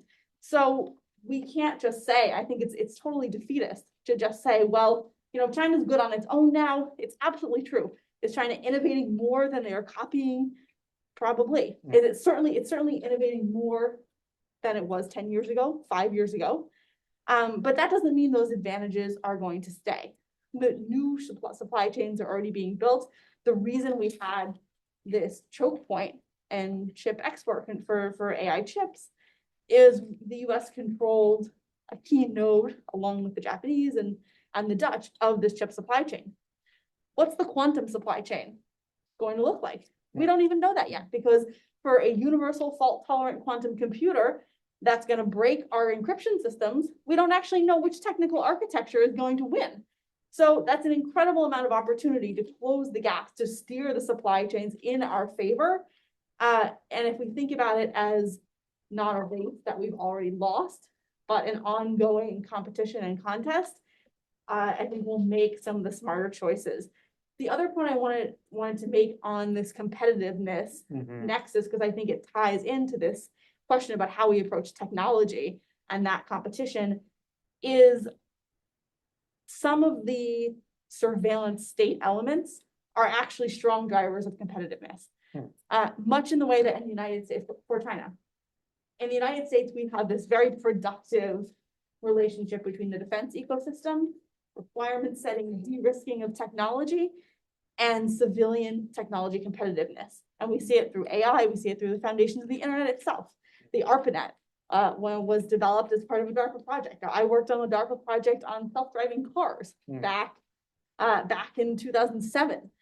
Now, almost 20 years later, we're seeing the first generations of the Waymos on the civilian streets. China's doing the same thing with its AI infrastructure, using public procurement for many of these systems that we've been talking about to drive competitive innovation, to drive new technologies. Where I'm especially concerned about this is in biotech, because the next generation of biotechnology is going to be this personalized medicine using AI to derive value and real value, designing targeted treatments, targeted medicines to different ethnic groups, different populations, different rare diseases, based on the aggregation of data. And who's in the lead of aggregating genetic data? It sure isn't the United States right now. And it's exactly this kind of forced collection of DNA that we see in Xinjiang that I worry will drive competitive advantage in some of these future industries and make this surveillance model even more economically viable. So not all hope is lost, but we have a lot left to do. Can I just make one note on the surveillance model? Because I think it's an important fact, and that relates to the Iran war. And Iran had obtained its surveillance system with the assistance of Chinese technology. But one of the results of that is that the surveillance system was hacked, and the Iranian leadership was targeted precisely because I think it was an Israeli spokesman said, we knew Tehran as well as we knew Tel Aviv, as well as a Tel Aviv taxi driver or whatnot. This has, I think, shook Zongnanhai, the Chinese leadership there at the highest level. So it exposes this as a two-edged sword. And it does give them something to think about. Just as we talked about, and we certainly should be concerned with the vulnerabilities that we have using Chinese technology, but there are also reverse vulnerabilities. So I just want to put that out there because I think it is part of this broader contextual debate. It's something that should also be thrown into the mix. I'm glad you brought that up. That was on my list of questions. Steve, let me give you an opportunity to weigh in on your views about cat out of the bag or where the opportunities to prevent further harm. But I do, while you have the floor, and then come back to Lindsay on Pierre's point, are there benefits to technology? Are there countermeasures where we didn't get into this in the class, and I'm not a technologist for sure, but maybe there's an opportunity for using advanced technology to stop the Chinese from surveilling or creating transnational repression. So I want to go there next, but Steve, why don't you weigh in on both these issues? Yeah, just a couple brief points. I think part of the answer to your question depends on what exactly we're focusing on when it comes to the cat being out of the bag, which I think Lindsay did a good job of kind of disassembling. If the question is, can we stop digital oppression now that's taking place around the world, surveillance networks, the building up of firewalls, automated censorship, and so forth, I think that's unlikely. I think that a lot of it, for one, we're not really talking about the kind of, small yard, high fence type of chips, which, by the way, many of which are already being exported anyway under this administration. I mean, we're talking a lot of it is legacy chips, other types of technology that, frankly, we either gave away through tech transfers, forced joint ventures, or so forth, 1 or 2 decades ago. So, if we had wanted to sort of stop that would have been something in the early 2000s. We would have had to put the right type of stringent export control policies. We would have had to make a very deliberate policy decision about the level of our economic integration, but that is long gone. And so if the question is, can we stop the proliferation of digital repression as we see it right now? I would say that there's little we can do on the export front, particularly when it comes to high-end chips that will stop that. Now, if the question is more about strategic competition, economic interests, and prospective future technologies, whether it's quantum, biophysics, other types of technology clusters where China may have a lead, may not have a lead, where I think there's a little more of a uncertainty in terms of what they can or cannot do. I think that is a different matter. And that's where, I think it's worth thinking very carefully, sort of tying means to ends. What is it that we're most concerned about? Is it the digital repression side per se? Is it about general economic competitiveness? Are we talking about civil military fusion and the ability of China to leverage LLMs for AI targeting and eventually autonomy? I think in some of those areas, we know that China is still playing catch up, in which case, having in place the right type of export control policies would make a lot of sense. But that does get us in a realm a little bit outside of the kind of square digital repression side. So let me stop there. Maybe a quick two-finger. on that one. I mean, Steve, I completely agree that when it comes to digital repression, the cat's out of the bag. There's no amount of export controls we can do to stop the surveillance state as it exists today in China. But where, I mean, I would say that these questions of the here and now and the future are quite interlinked, is that, you know, you mentioned that it would have taken a concerted export regime years ago to prevent this problem. But 2 decades, 3 decades ago, it was not on the policymaker radar. And I think it's a very human failure of imagination to think about how some of the technologies that we're talking about, quantum, biotech, you know, we might not think about how they're going to be used for digital repression, but that doesn't mean that we can't do something now to constrain some of the capabilities we think are going to be transformative in societies into the future. So I would link these competitiveness and the moral human rights problem as well, because I just don't know how else we'd get around this question of not being able to really predict the future. Can you just, building on that, give a for example in terms of, okay, for the next problem, without explaining to me what quantum computing is, but you know, what are things systemically that we can do now, you know, to, as Steve was saying, prevent further harm in the next generation of evolution of this? Yeah, I mean, I would give two. I mean, one is in the here and now and into the future, and one is very concrete in regards to the Uyghur problem. The first one is, you know, we've been trying to develop this line of work on democracy affirming technology.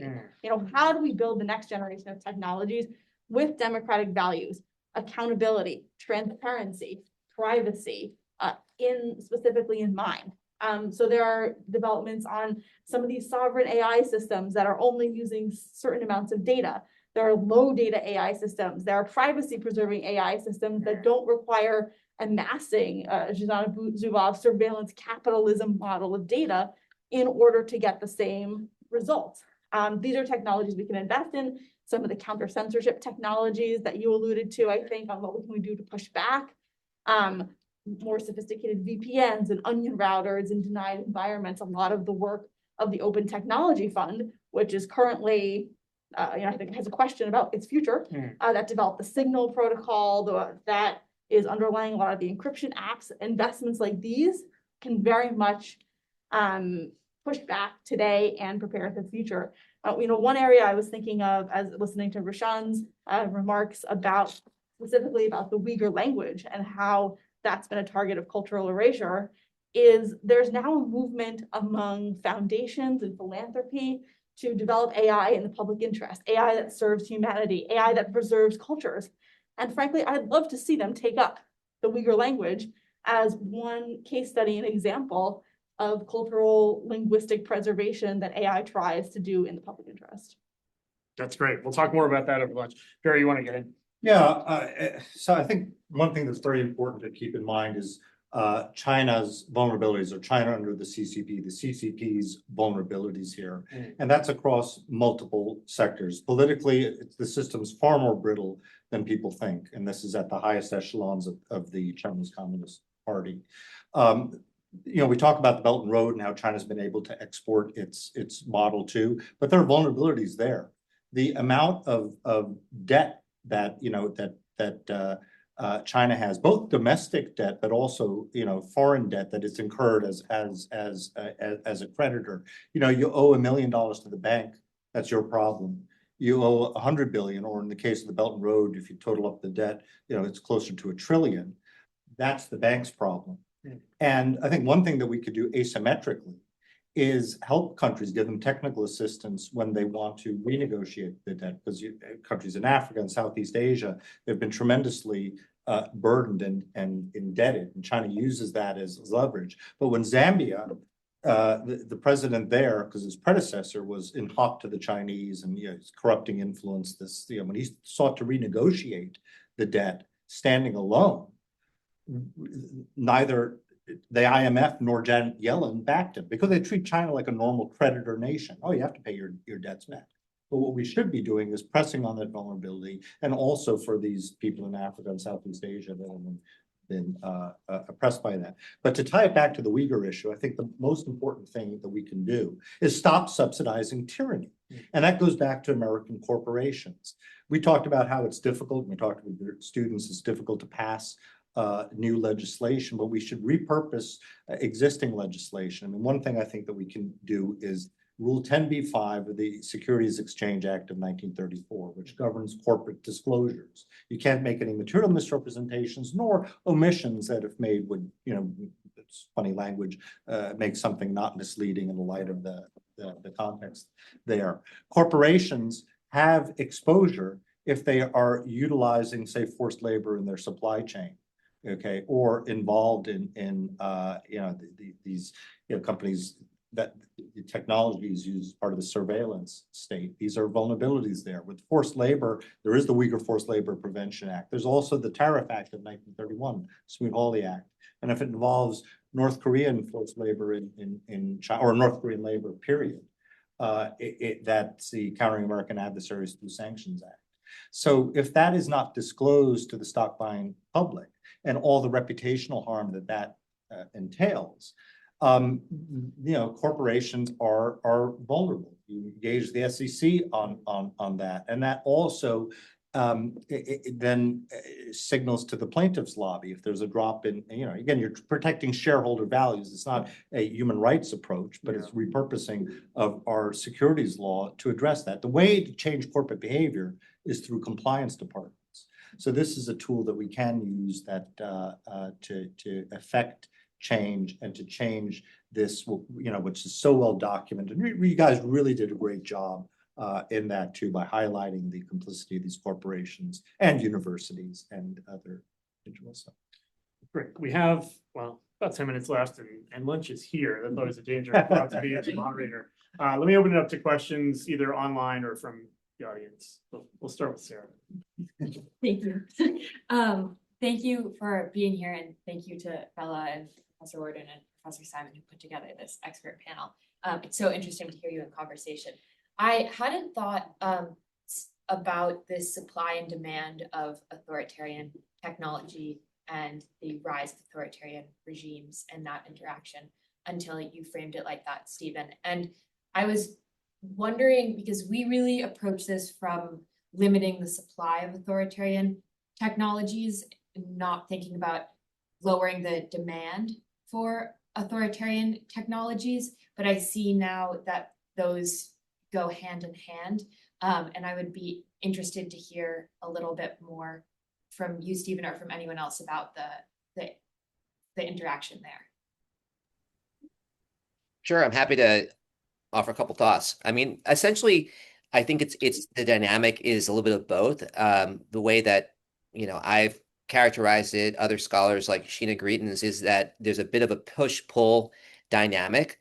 So you have a push that comes from the sort of like having these technological tools available at a subsidized rate, as presented as a diplomatic package or so forth, whether it's part of the Digital Silk Road, Belt and Road Initiative, and that's the push side.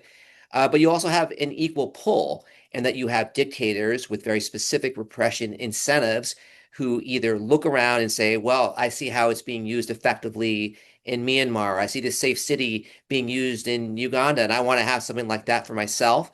And when you have kind of this growing move towards authoritarianism and a belief and a reliance on using coercive tools, whether it's high technological tools or something more lower level, I think that naturally has a compounding dynamic of its own. I mean, what was interesting is that, so I wrote a book, The Rise of Digital Oppression, came out in 2021. I did 3 case studies, extended case studies. One was the Philippines, one was Thailand, one was in Ethiopia.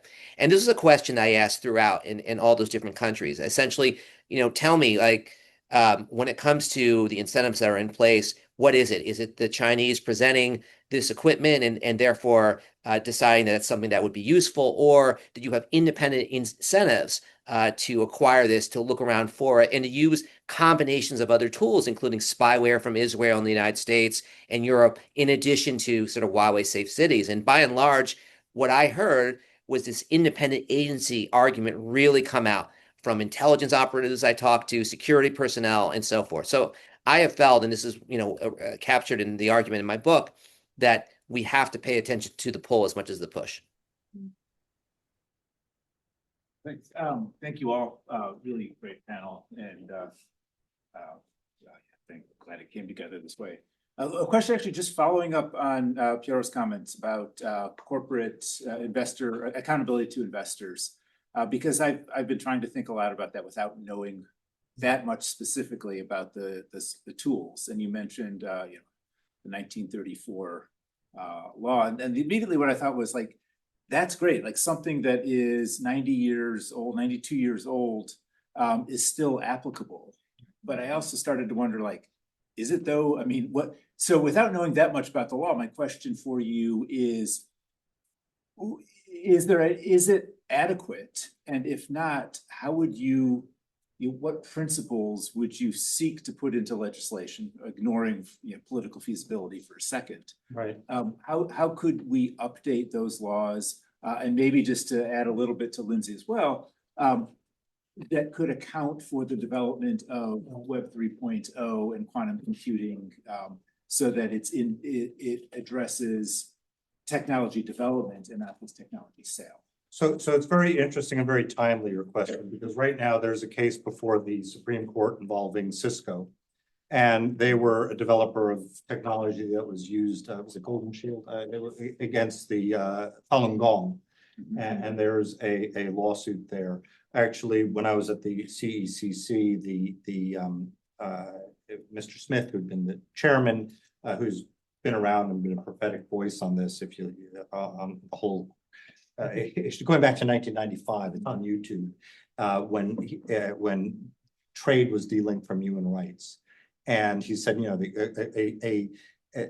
a regime that does not respect the human rights of its people, you think they're going to respect intellectual property? It's a very prescient clip. But one of the issues there was that when Congress enacted the Tenement Act,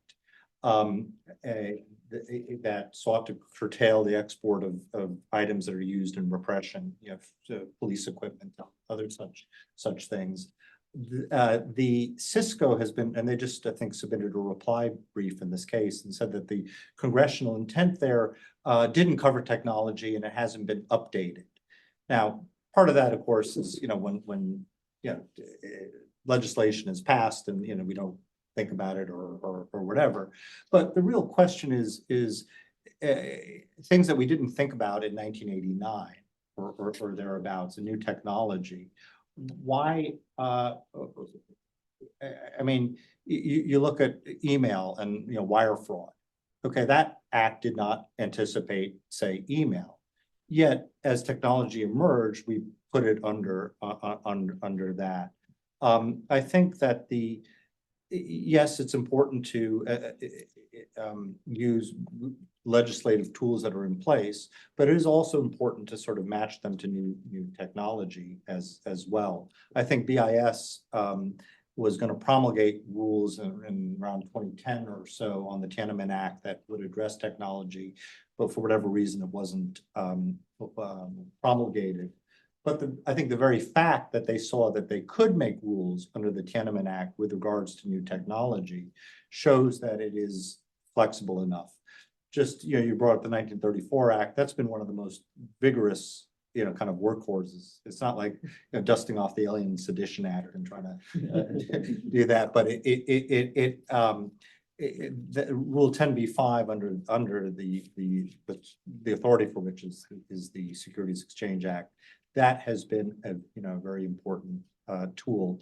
I mentioned the 1931 Tariff Act, Smoot-Hawley there, which we read about in history books, is contributing to the Great Depression. But no, it's still there and it's still good law. What the Uyghur Forced Labor Prevention Act did that is, I think, so important is that it did shift the burden of proof. It created a rebuttable presumption that any goods that are coming from Xinjiang or involve Uyghur labor, because Uyghur labor is exported through these XPCC, these PLA-linked corporations there that transfer Uyghur labor all over China. The rebuttable presumption is that it is made with forced labor and therefore should be excluded. Whereas under the Smoot-Hawley, you have to prove that, and that's a very, very difficult burden to meet. So it's like old wine and new wineskins. I mean, I think we can, old wine in new wineskins. Or whatever. To mix metaphors, cats out of bags and so. But, yeah. Great. Yeah, I always love an old wine, but yeah, to come in briefly on the technology specific question, I think, I would agree that in theory, some of these foundational laws should persist. And I think we're seeing this really play out in the conversations around AI and what level of old laws can apply when it's things like AI-enabled scams that are already illegal but are being used with AI, or some newer laws. I think, in the United States, the only piece of AI legislation that's actually been signed is the Take It Down Act, which puts pressure on companies to remove content that of sexually explicit AI generated deepfakes.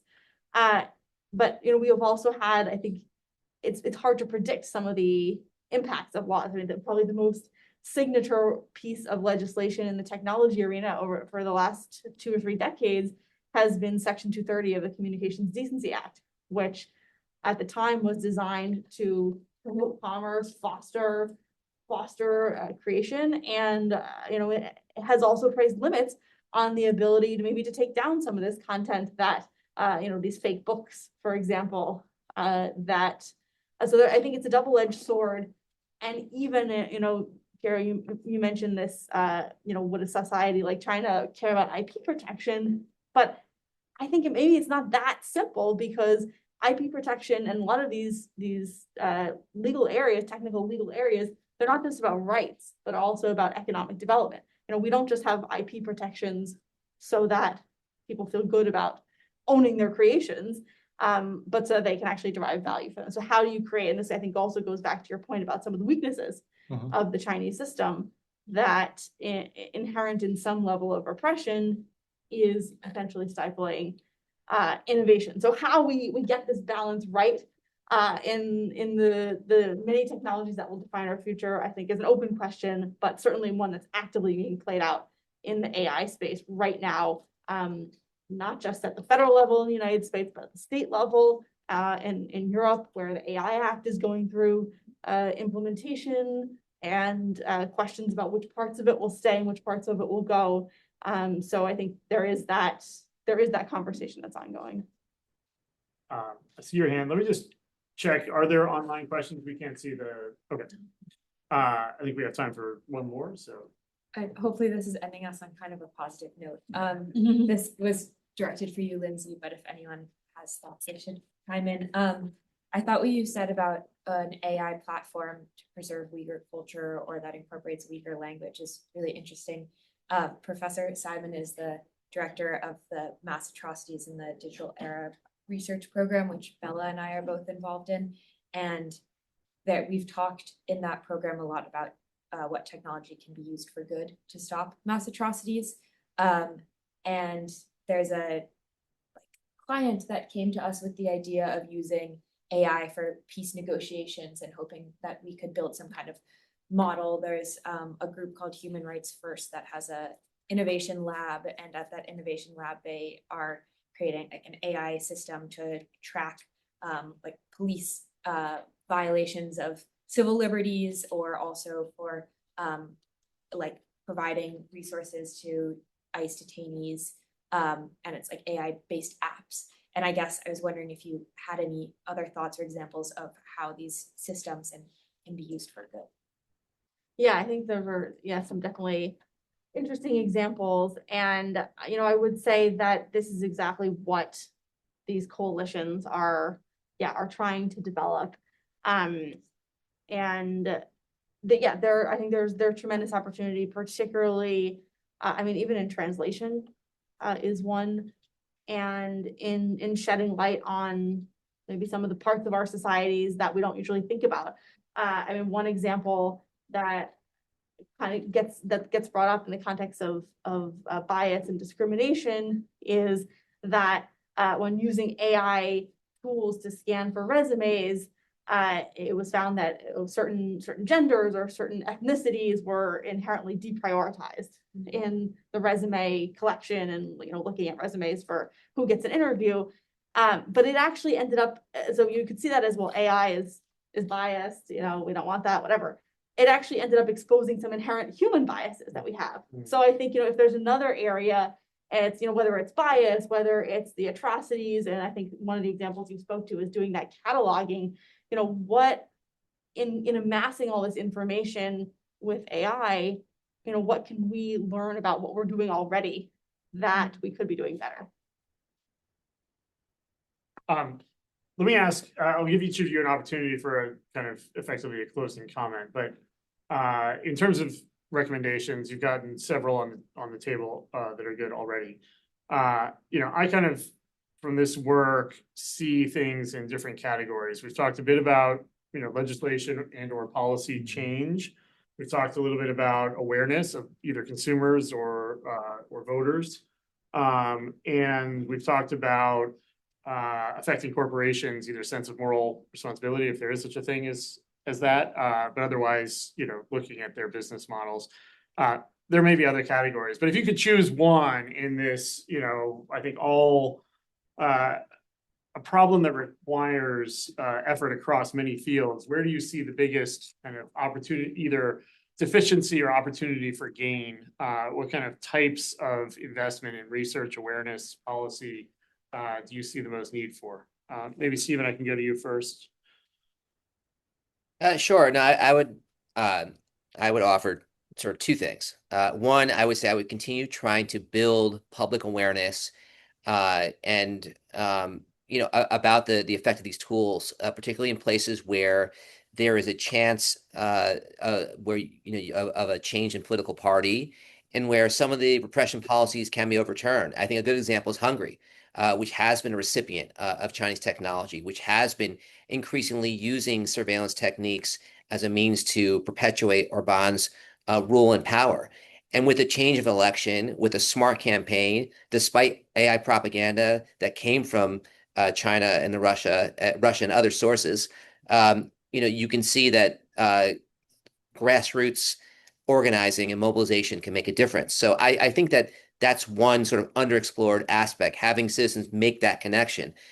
A second thing I would say is that there's a whole ecosystem of decentralized tools that can be used.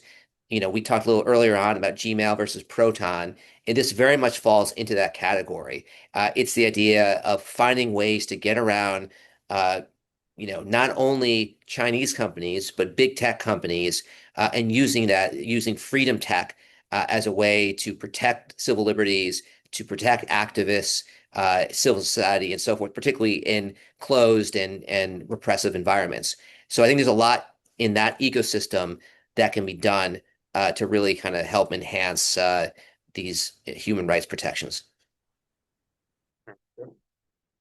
Yeah, just pivoting off of that, I mean, we've seen things like debanking too, and that's can be an oppressive tool in this country as well. And then there are other, maybe cryptocurrency, things I don't necessarily understand, but there are ways to, kind of to enhance privacy and civil liberties too, as well. I think one thing that we really need to sort of recapture is what George H.W. Bush called the vision thing. But Ronald Reagan was so good about framing this existential struggle that we had with the Soviet Union. And you're a bit scunnered by how, this never would have happened, this corporate complicity. You had outliers like maybe Armand Hammer who did business with the Soviet Union, but there was a tremendous clarity, and there was a clarity among, post-war liberals and conservatives there, and what the threat was. We're very divided now too. But really, I think what we do need is that an articulation of what China under the Communist Party is, and what the challenges are, because it really very much is about an Orwellian future too. I mean, he who controls the past controls the future. And AI, look at the use of AI. So and again, it's very important to understand this 2012 document number 9, that's coterminous with the rise of Xi Jinping. And one of the things that it said that the Communist Party must combat historical revisionism. Well, what they mean by historical revisionism is any history that is contrary to that of the Chinese Communist Party. That's why we see the erasure, the cultural erasure of the Uyghurs and the Tibetans, even others like linguistic groups like Cantonese speakers too, attempts to do that. It is a totalitarian vision. And we do have to preserve memory. A number of historians, Chinese historians, have written about Yang Jisheng, for example, a tombstone about the Great Leap Forward, sort of this auto-genocide that took place as a practical matter. Rowena He, she's really good. She's over at Hoover now, and this idea of preservation of memory.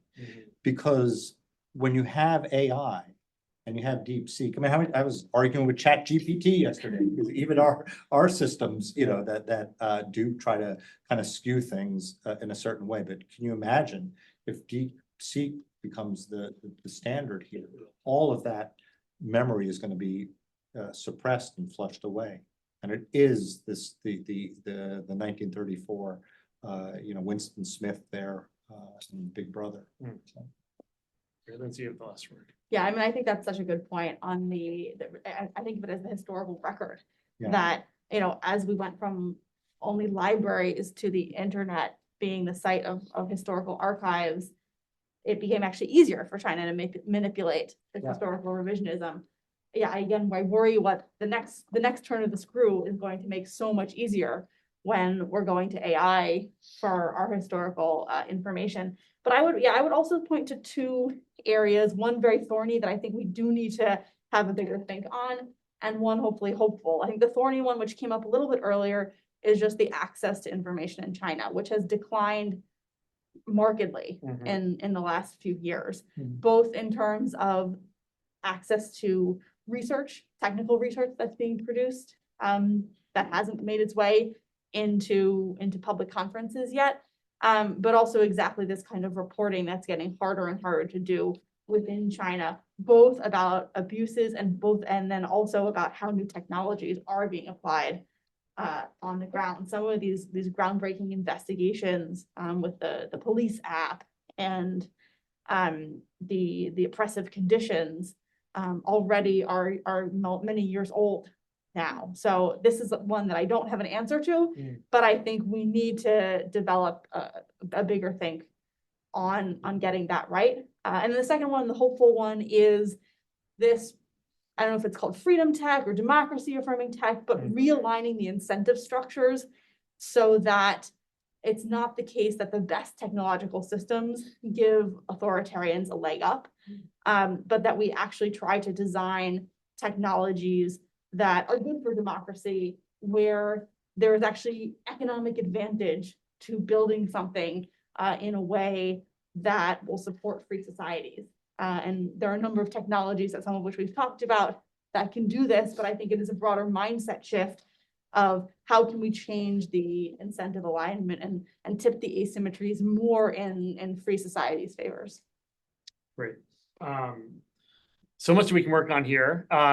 Thank you very much for coming up here, Stephen, for joining us and giving us your time, Rushan, for putting us onto this topic to begin with, and David for hosting on behalf of Yale. So please join me in thanking our panelists. And then we have lunch. So apologies to those online. Thank you for those who joined online. Thank you so much. But thanks for joining us. Thank you. Thank you.